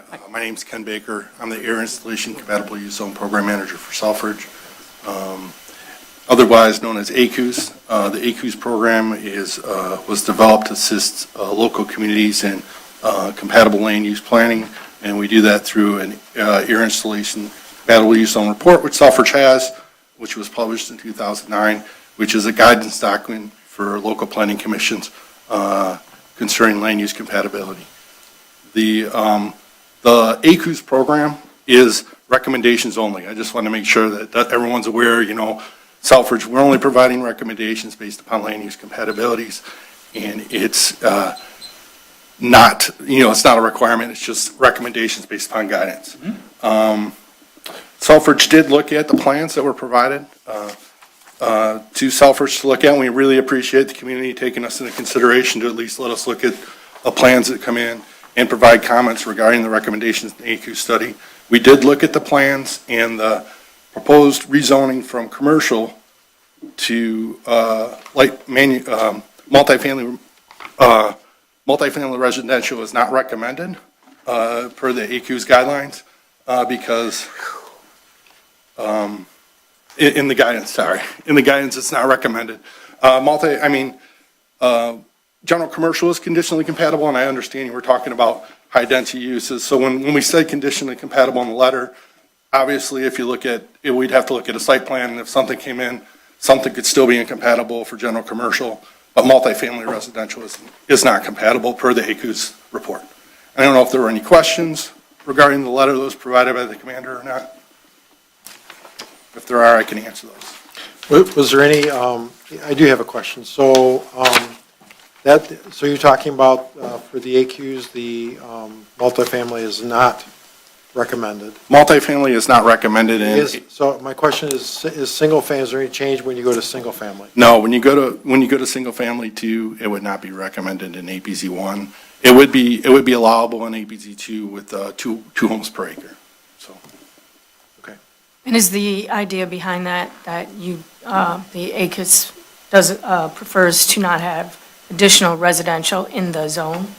Well, the guidance is to not have residential in ABZ 1, but the recommendations, we're not looking at what's there already. We're looking at like the rezoning or the new construction that would go into those areas.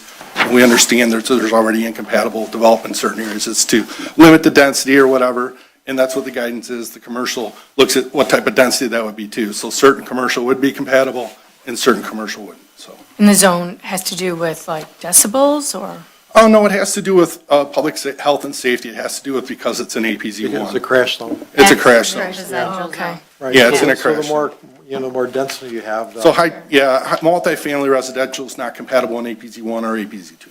So. Thank you, Mr. Baker. Yeah, thank you. Appreciate it. I didn't notice anything from Selfridge on that one, but we also, Yeah, we did get a letter on that one. I just didn't notice in the packet. So we did also have the letter from the fire marshal stating no concerns, anything additional? Okay. Thank you. Any other public comment?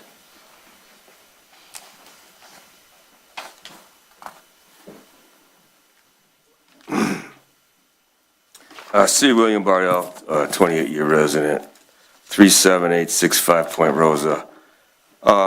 This is probably what I've been talking about most my 28 years here in the township. It's the dummying down of the township. I know you could put a couple of McMansions in there. I could see it right now. One could be a pie-shaped, reverse pie-shaped lot, and the other one could be on the other side. You could put 2 McMansions in there. It boggles my mind to see the multifamily. When I moved here 28 years ago, I was told no more duplexes, no more multifamily. We got all the multifamily. We have the most multifamily in Macomb County. Single-family houses is what we want. We want to fill up our schools. So we're dummying down, and then we're wondering why families aren't moving here and filling up our schools. And it's a vicious cycle, and we see it. And we see these triplexes with vinyl siding and shake roofs. I mean, what about a brick house? 2 brick houses, approximately maybe 3,000 square foot. Put a little street down the middle there, going down at a 45-degree angle. 1 house on one side, 1 house on the other side. And there you go. You got a couple of McMansions in there, a couple of residential houses. If the plane crashes, less people get killed. You got houses, you got McMansions on the other side. So there you go. And you use the marathon driveway, and that's where your street starts, and you just start angling down at like about a 37-degree angle. And you put 1 house on one side and 1 house on the other side. And you put up your berm around the South River Road, and then you berm up around the whole back of it, and up the other side. And there you go. You make it brick, you make a nice 3-dimensional fiberglass roof, not asphalt, not shake, none of this garbage. and you do a nice job, and you'll make plenty of money, go back to the house, and we'll continue to pillage Harrison Township with this multifamily garbage. Thank you. Thank you. Any other public comment?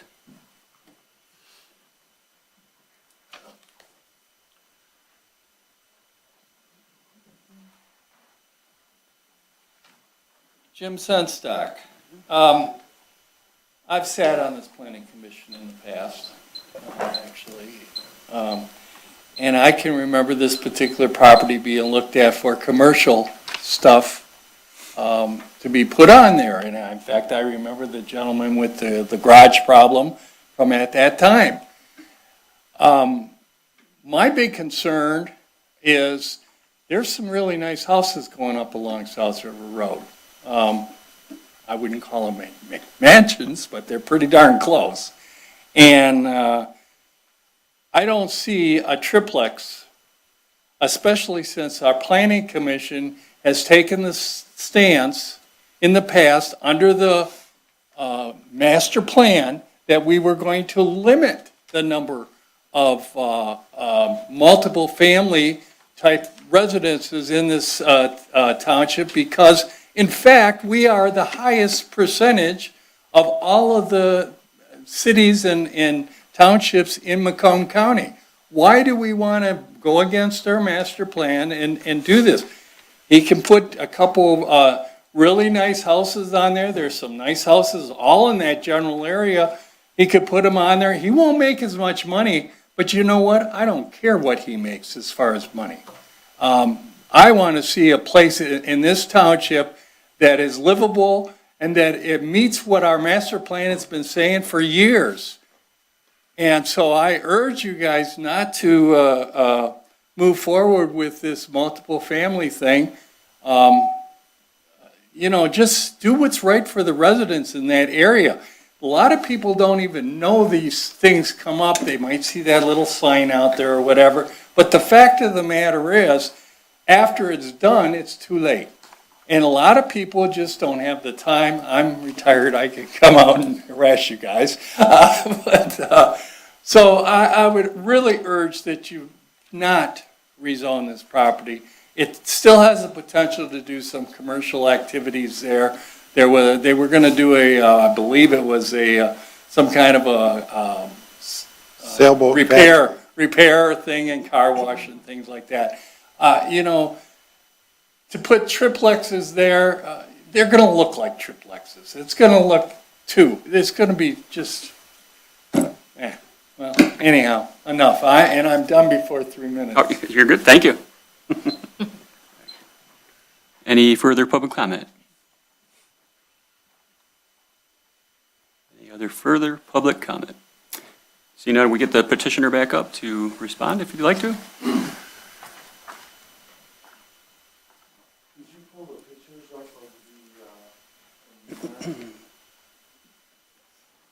There seems to be some confusion if it's a 3-story building. It's a 2-story building. This is the front of the building right here. All right, you got 3 garages. You got a front door in each one. They're 2-story, not 3-story. And that's basically what the front, if you go to the layout, go back, well, that's how they sit. Each one is 3, now these buildings are only 32 feet high. You could get a house there, they're gonna be 32 feet high. I look at those houses that they just put up a few streets down, those 2 single houses that they put up recently. Remember how those look like they're kind of like plopped in there? These are going to look these are going to be worth more, and I think they're going to look better. Now, in between that right there, there's room for like a gazebo. Look at the backyard on those. This is a beautiful, these houses are beautiful. They're 2,500 square feet. Now, notice the 2 outside ones are 4 bedrooms. How many people have a 4-bedroom house here? The center one's a 3-bedroom. You got a 2-car garage, and you got 2,500 square feet. The three-bedroom has a loft. They all have balconies off the back that are gonna look at the common area, which is 18,000 square foot just in the backyard over there. I mean, these are nice, these are gonna be nice looking places. So I don't want It's to interrupt obviously you, been but empty. the site plan, that will be considered later. So really, anything that you say or show us Well, right I here, you're agree not that, and committed to I that unless understand you what the, commit yourself to it. what Adam was saying earlier. I would be more than willing, if I build it, this is what I'm building. Put a lot of time into it. They're bigger than actually what, you know, you might want to put, you know. These are 2,500 square foot with a two-car garage. You know, balcony in the back. The back could be developed hopefully one day into something resortish. It's 18,000 square feet. You know, and I think this would be a beautiful development. I think it would look great there. And then people, you drive up to there, you're gonna be like, wow, you know. It's actually gonna look nice. I think. Thank you. Board, any questions?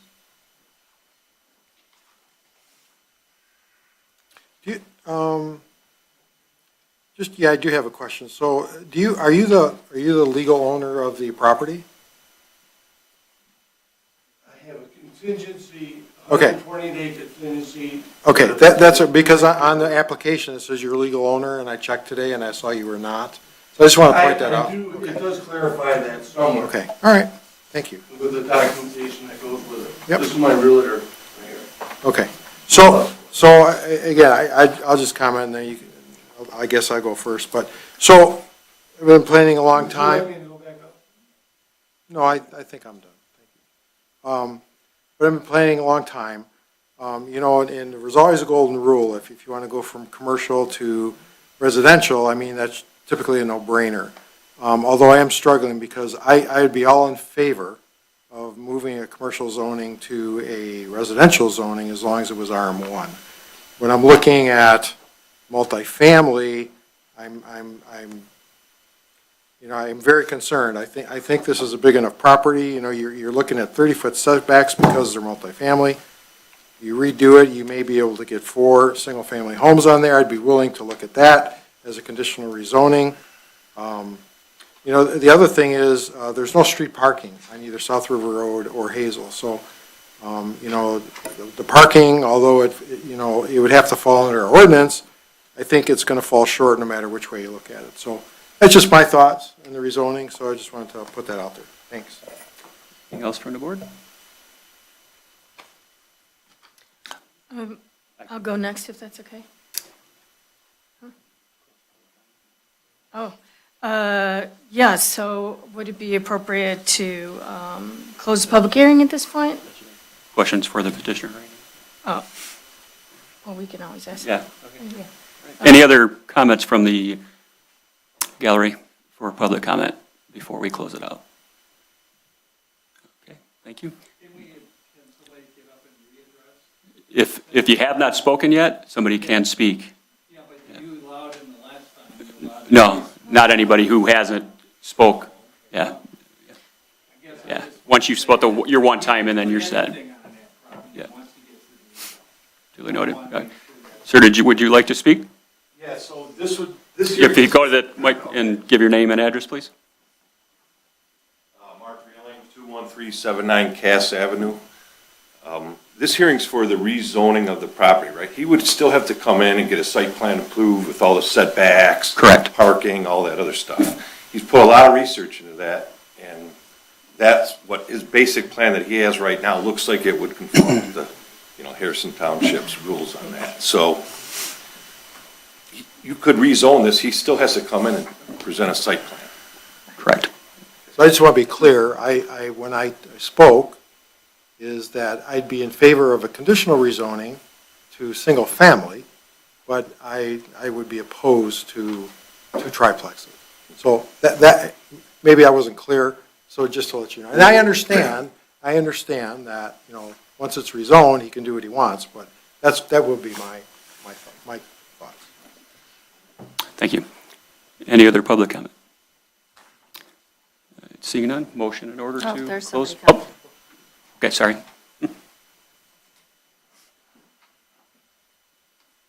Barbara Reyes, my address is 27445 on Coleridge at the corner of Hazel. And the only thing that I've heard tonight that concerns me is that Selfridge is not in favor of this for whatever reason. And we are right on the landing strip, towards the landing strip, going in, and the planes come right over our homes. So I feel that Selfridge should really have a dominant say in this. Thank you. Any other public comment? Seeing none, motion in order to close the public comment. So moved. Support. All those in favor say aye. Aye. Opposed? Hearing none, public comment is closed. Back to the board. Straight up front, I'll state my position with Mr. Tominello. I'm also opposed to the multifamily as stated, so. Yeah, I'll comment, also, likewise, I share the planning concept that typically it's strategic to go from commercial to residential, typically. That being said, I also would have been more supportive if it was an R1 district as opposed to the RM district. To support a lot of that is, I mean, the master plan does not recommend this residential in itself. I'm not convinced yet that it's compatible with other potential uses in the area, although I accept that we could debate that. But to get back to just the RM, and some of this was being discussed, is it just the RM by its nature? Yes. If it gets rezoned as RM2, I mean, it can be anything. It could be 3 stories, regardless of what the pictures show us. You know, so that does expose even additional risk.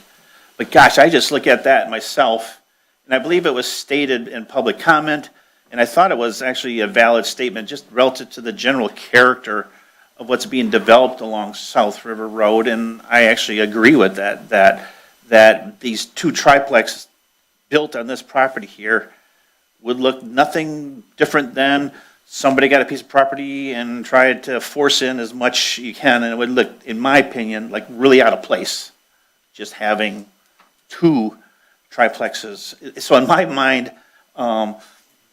with no disrespect to RM or triplexes, that wants to be done in a much larger site where you're taking advantage of an entire site plan. But when you do it in generally an R1 district, which is getting back to the concern I'm having, it just looks out of place to me.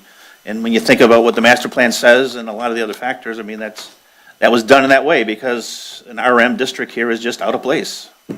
So I can't find myself supporting an RM2 rezoning. Well, I'm really struggling with this one because in Harrison Township, we really do need to offer alternatives for residents for different ages, different points in their life. Not everybody can fit into a large single-family dwelling. But however, I'm not sure that this particular site lends itself to much more than single-family or even duplex. I agree with the comment that the character of the neighborhood is single-family, but it's definitely not commercial. So a commercial development, I think, would have a negative impact, and especially general commercial, like village would be more appropriate in my mind. But I do think that we, as a planning commission, in general, need to be receptive to different types of residential uses because we do have different types of residents with different types of needs. However, I don't think that 2 triplexes are appropriate for this particular site, given the character of the neighborhood and the configurations of the site. So I don't believe I would be in favor of the rezoning as presented today. And I would agree with you as far as the, uses, and I think the board has shown that I believe last month, we approved, I think it was some duplexes, so, yeah, I think there has been a willingness. I would just support everything that you guys have said, but I'm looking at the language from Adam's letter and what our master plan says. Support new lifestyle housing choices such as townhomes, row houses, stacked ranches, lofts, life work units in strategic locations, particularly near or within mixed-use districts. I don't see this as a mixed-use district, even though there is the little market that is technically mixed use. There's no other mixed use there. It's not like our other, like Danielle, like you mentioned, the village nodes. It's not like those strategic areas in the township where it would fit in with the character. So I have to agree with what everyone said, and then on top of that, just look at what our master plan says. And I too would also support it being zoned to R1 for single-family residential, but I think this is just too intense of a development.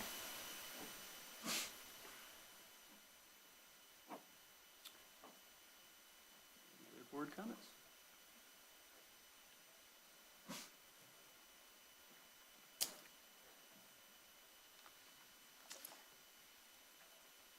Can I make a motion? Can. Your recommendation. I will make a motion to recommend denial of case number 1025. Sir, we're through public comment at this point. Thank you. Is it okay to proceed, Rosemary, or? Well, I guess I'm kind of, he's asking to change it again. I don't, it's difficult, I find, for these rezonings to come in without thinking that through ahead of time, asking for. Yep. So, at this stage, at a public hearing, but we have allowed the applicants to make conditions. So I think he is entitled to, if he wants to ask to have you consider it, you can entertain that. Alternatively, has it not happened in the past where the applicant has thought out those conditions and then presented them to the township board? That has happened as well. They've heard, whatever, and then come and ask the township board to reconsider it as a conditional rezoning. Then the township board can make that decision to send it back here if they feel that they need additional input from you or not, and then they would move forward, because the township board's the ultimate decider on the rezoning. Could we also table for that conditional rezoning? You can also do that. If the Like, applicant would like to do that, you could table your recommendation if he's willing to do that. Do we want to put it just in the township board's hands? I mean, So speaking from the board, I would feel more comfortable, and I'm sure the board would, just to have a final decision, because you're asking, a board who doesn't have the in-depth knowledge of planning to make a decision. So you'd rather table it? Well, either table it or, yeah, I guess. I mean, that's an option, right? Correct. Well, if someone doesn't make a motion to table it soon, I'm going to proceed with my motion. I'm going to comment, perhaps move this. In my mind, the conversation is still RM2. In my mind, it's duplex, triplex, quadplex, it's just GC to RM2. And Mr. Botch, I'm the same way, and that's why I didn't make a motion to the table, because unless it's RM1, I know where I'm going to be. Maybe you could make the motion. We can have some more discussion. Okay. I I'll- will withdraw my partial motion. Danielle, you going to go for it, or the motion? Go ahead. All right.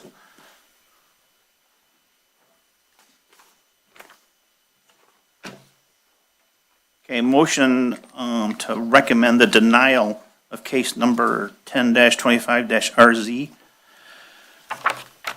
for 27430 South River Road from GC zoning to RM2 zoning based on the following criteria as defined in the rezoning review standards in the April 11th, 2025 letter from Wade Trim. I find that the proposed rezoning request is, one, inconsistent with the goals, policies, and objectives of the master plan and any sub-area plans.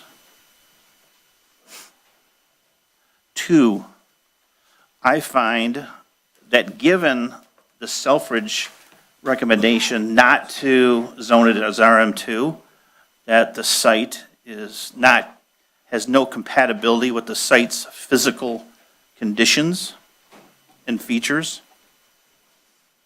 Three,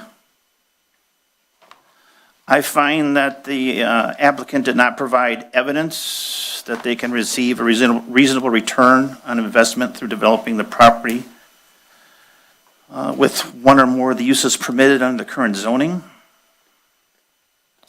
Four, I find the property is not compatible.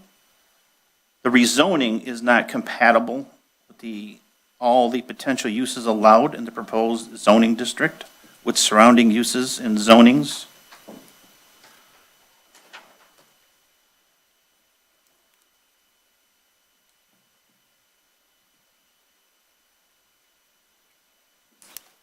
That'll be all I'm going to say that does not satisfy the rezoning requirements. Do we have a second? Second. Any discussion from the board? Seeing none, we can roll call. Member Boccia? Yes. Member Devlin? Yes. Member Tominello? Yes. Member Oparka? Yes. Chair Duncan? Yes. All right, thank you. Moving on to unfinished business, we have E1 Housing Focused Zoning Ordinance Amendments, time permitted. You want to go that route? No. I'm going to go with no. Thank you. Good. F, new business. Any new business? Do you want us to table the unfinished business, or is it okay to stay? Yeah, I don't think you need to take it off. It can be kept under unfinished business. Okay. Any new business? Seeing none, we have G correspondence, G1, 26999 North River Road, invited to comment on a project. So just, you received, the planning commission was sent a letter. This was from a company inviting the planning commission to comment on any potential impacts to historic properties. This is part of a NEPA Section 106 review request, kind of a typical thing that's required of certain projects, maybe that receive federal funds or otherwise. So at this location in the township along North River Road, they're proposing to do a kind of replacement of a utility pole or addition of maybe a small cell.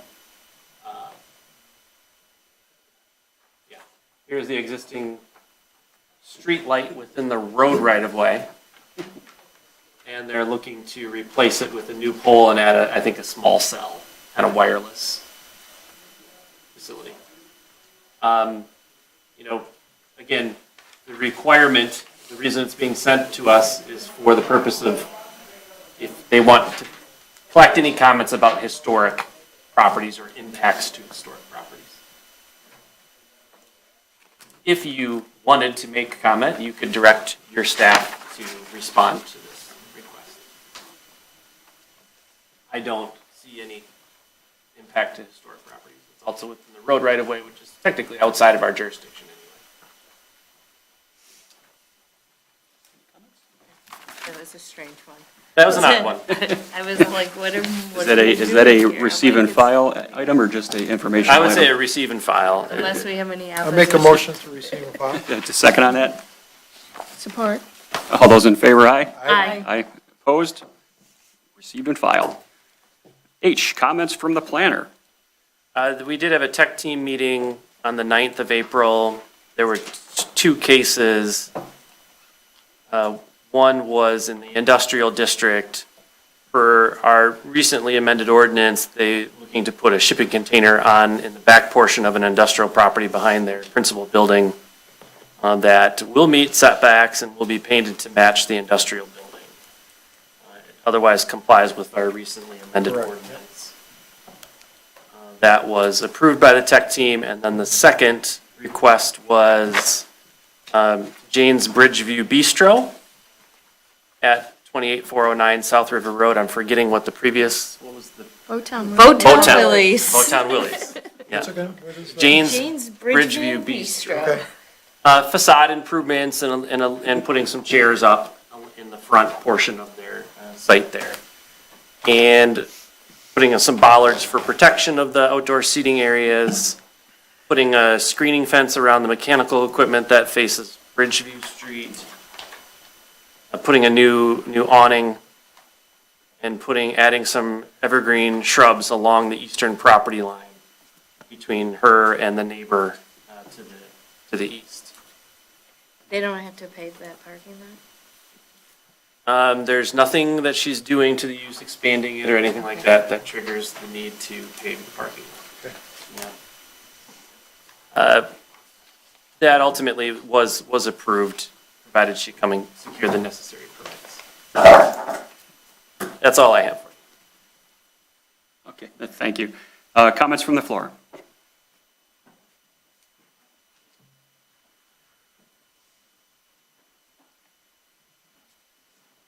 C. William Bardell, 28-year resident, clean-cut boy next door. I want to comment a little bit on this upcoming unfinished business. And I notice it says housing focus ordinance amendments. I highly recommend myself, I'm only one person, I can't carry the township on my back, but I highly recommend that you don't go through with this and dummy down our township. As with talk about multifamily, this and that, and the different needs of people, well, I'll tell you what I tell my son. You want to buy a house? Get a better job. Work 2 jobs. I mean, I don't know, maybe people can't plumb toilets at 8 years old like I did. Okay, I don't know. Maybe everyone's not like me. But I can tell you this, if you want a single-family house, you get a better job. That's all there is to it. Nowadays, all you got to do is show up. Whoever shows up gets the job. If you're at the right place at the right time, you get the job. They're hiring all over. So move up in the world, get a better job, buy a house, get the American dream. This thing about this, like side yard setbacks, I'm in the R3, M1, or I'm in the M13, not the M1, but the R3 district. R1C? R1C. I got 6 foot on my light side, and you got this proposal for 4 foot. I don't know, is that, I'm not seeing that in red, but I would surely hope, and then you're dummying down all these, you're dummying down all the setbacks on all this stuff. Why are we doing this? Why are we dumbing down our township? You want single-family houses. You want families to move in and go to the school. You want to bring the township up. You know, all this alternative lifestyle and all this people going through changes, I'm not buying it. I'm not buying it. Everybody wants a house. You know that. You want a house. You want a deck. I know everyone wants a house. Can't cut the lawn, you hire a lawn service for $25 a week. This thing about this multifamily stuff and these different setbacks, it's a slippery slope. Just like side yard setback, it's a slippery slope. We're making a huge mistake if we pass this. That'd be like saying there's a stop sign. Nobody goes to the stop sign. 20% of people go through the stop sign, so let's take the stop sign out of there, because nobody's stopping. No, keep the standard high. Don't dummy down the township. That's not what we moved here for. We could have moved anywhere else, but we moved here. Don't dummy it down. Raise it up. Raise the standard up. Let everyone rise up to it. Thank you for listening. Thank you.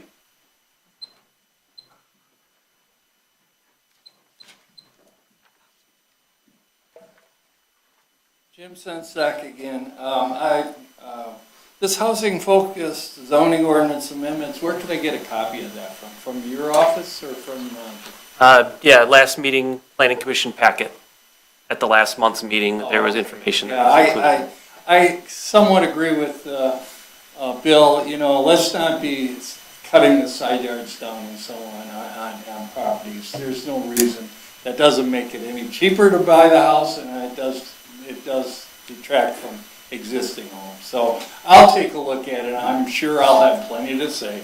The other thing is, I would like to suggest that your 3-minute time limit for most people is not long enough, and I would ask that you look at either allowing the chairman to extend it. I know in the past, Carol has extended the time on occasion, so I'm just asking.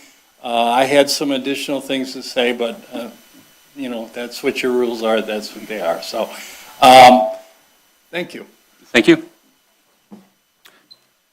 Any other comments from the floor? Seeing none, we have the next meeting, May 15th of 2025. We have a motion to adjourn the meeting. So moved. Support. Support. All those in favor, aye? Aye. Opposed? Meeting is adjourned. Thank you. The road department, you made them move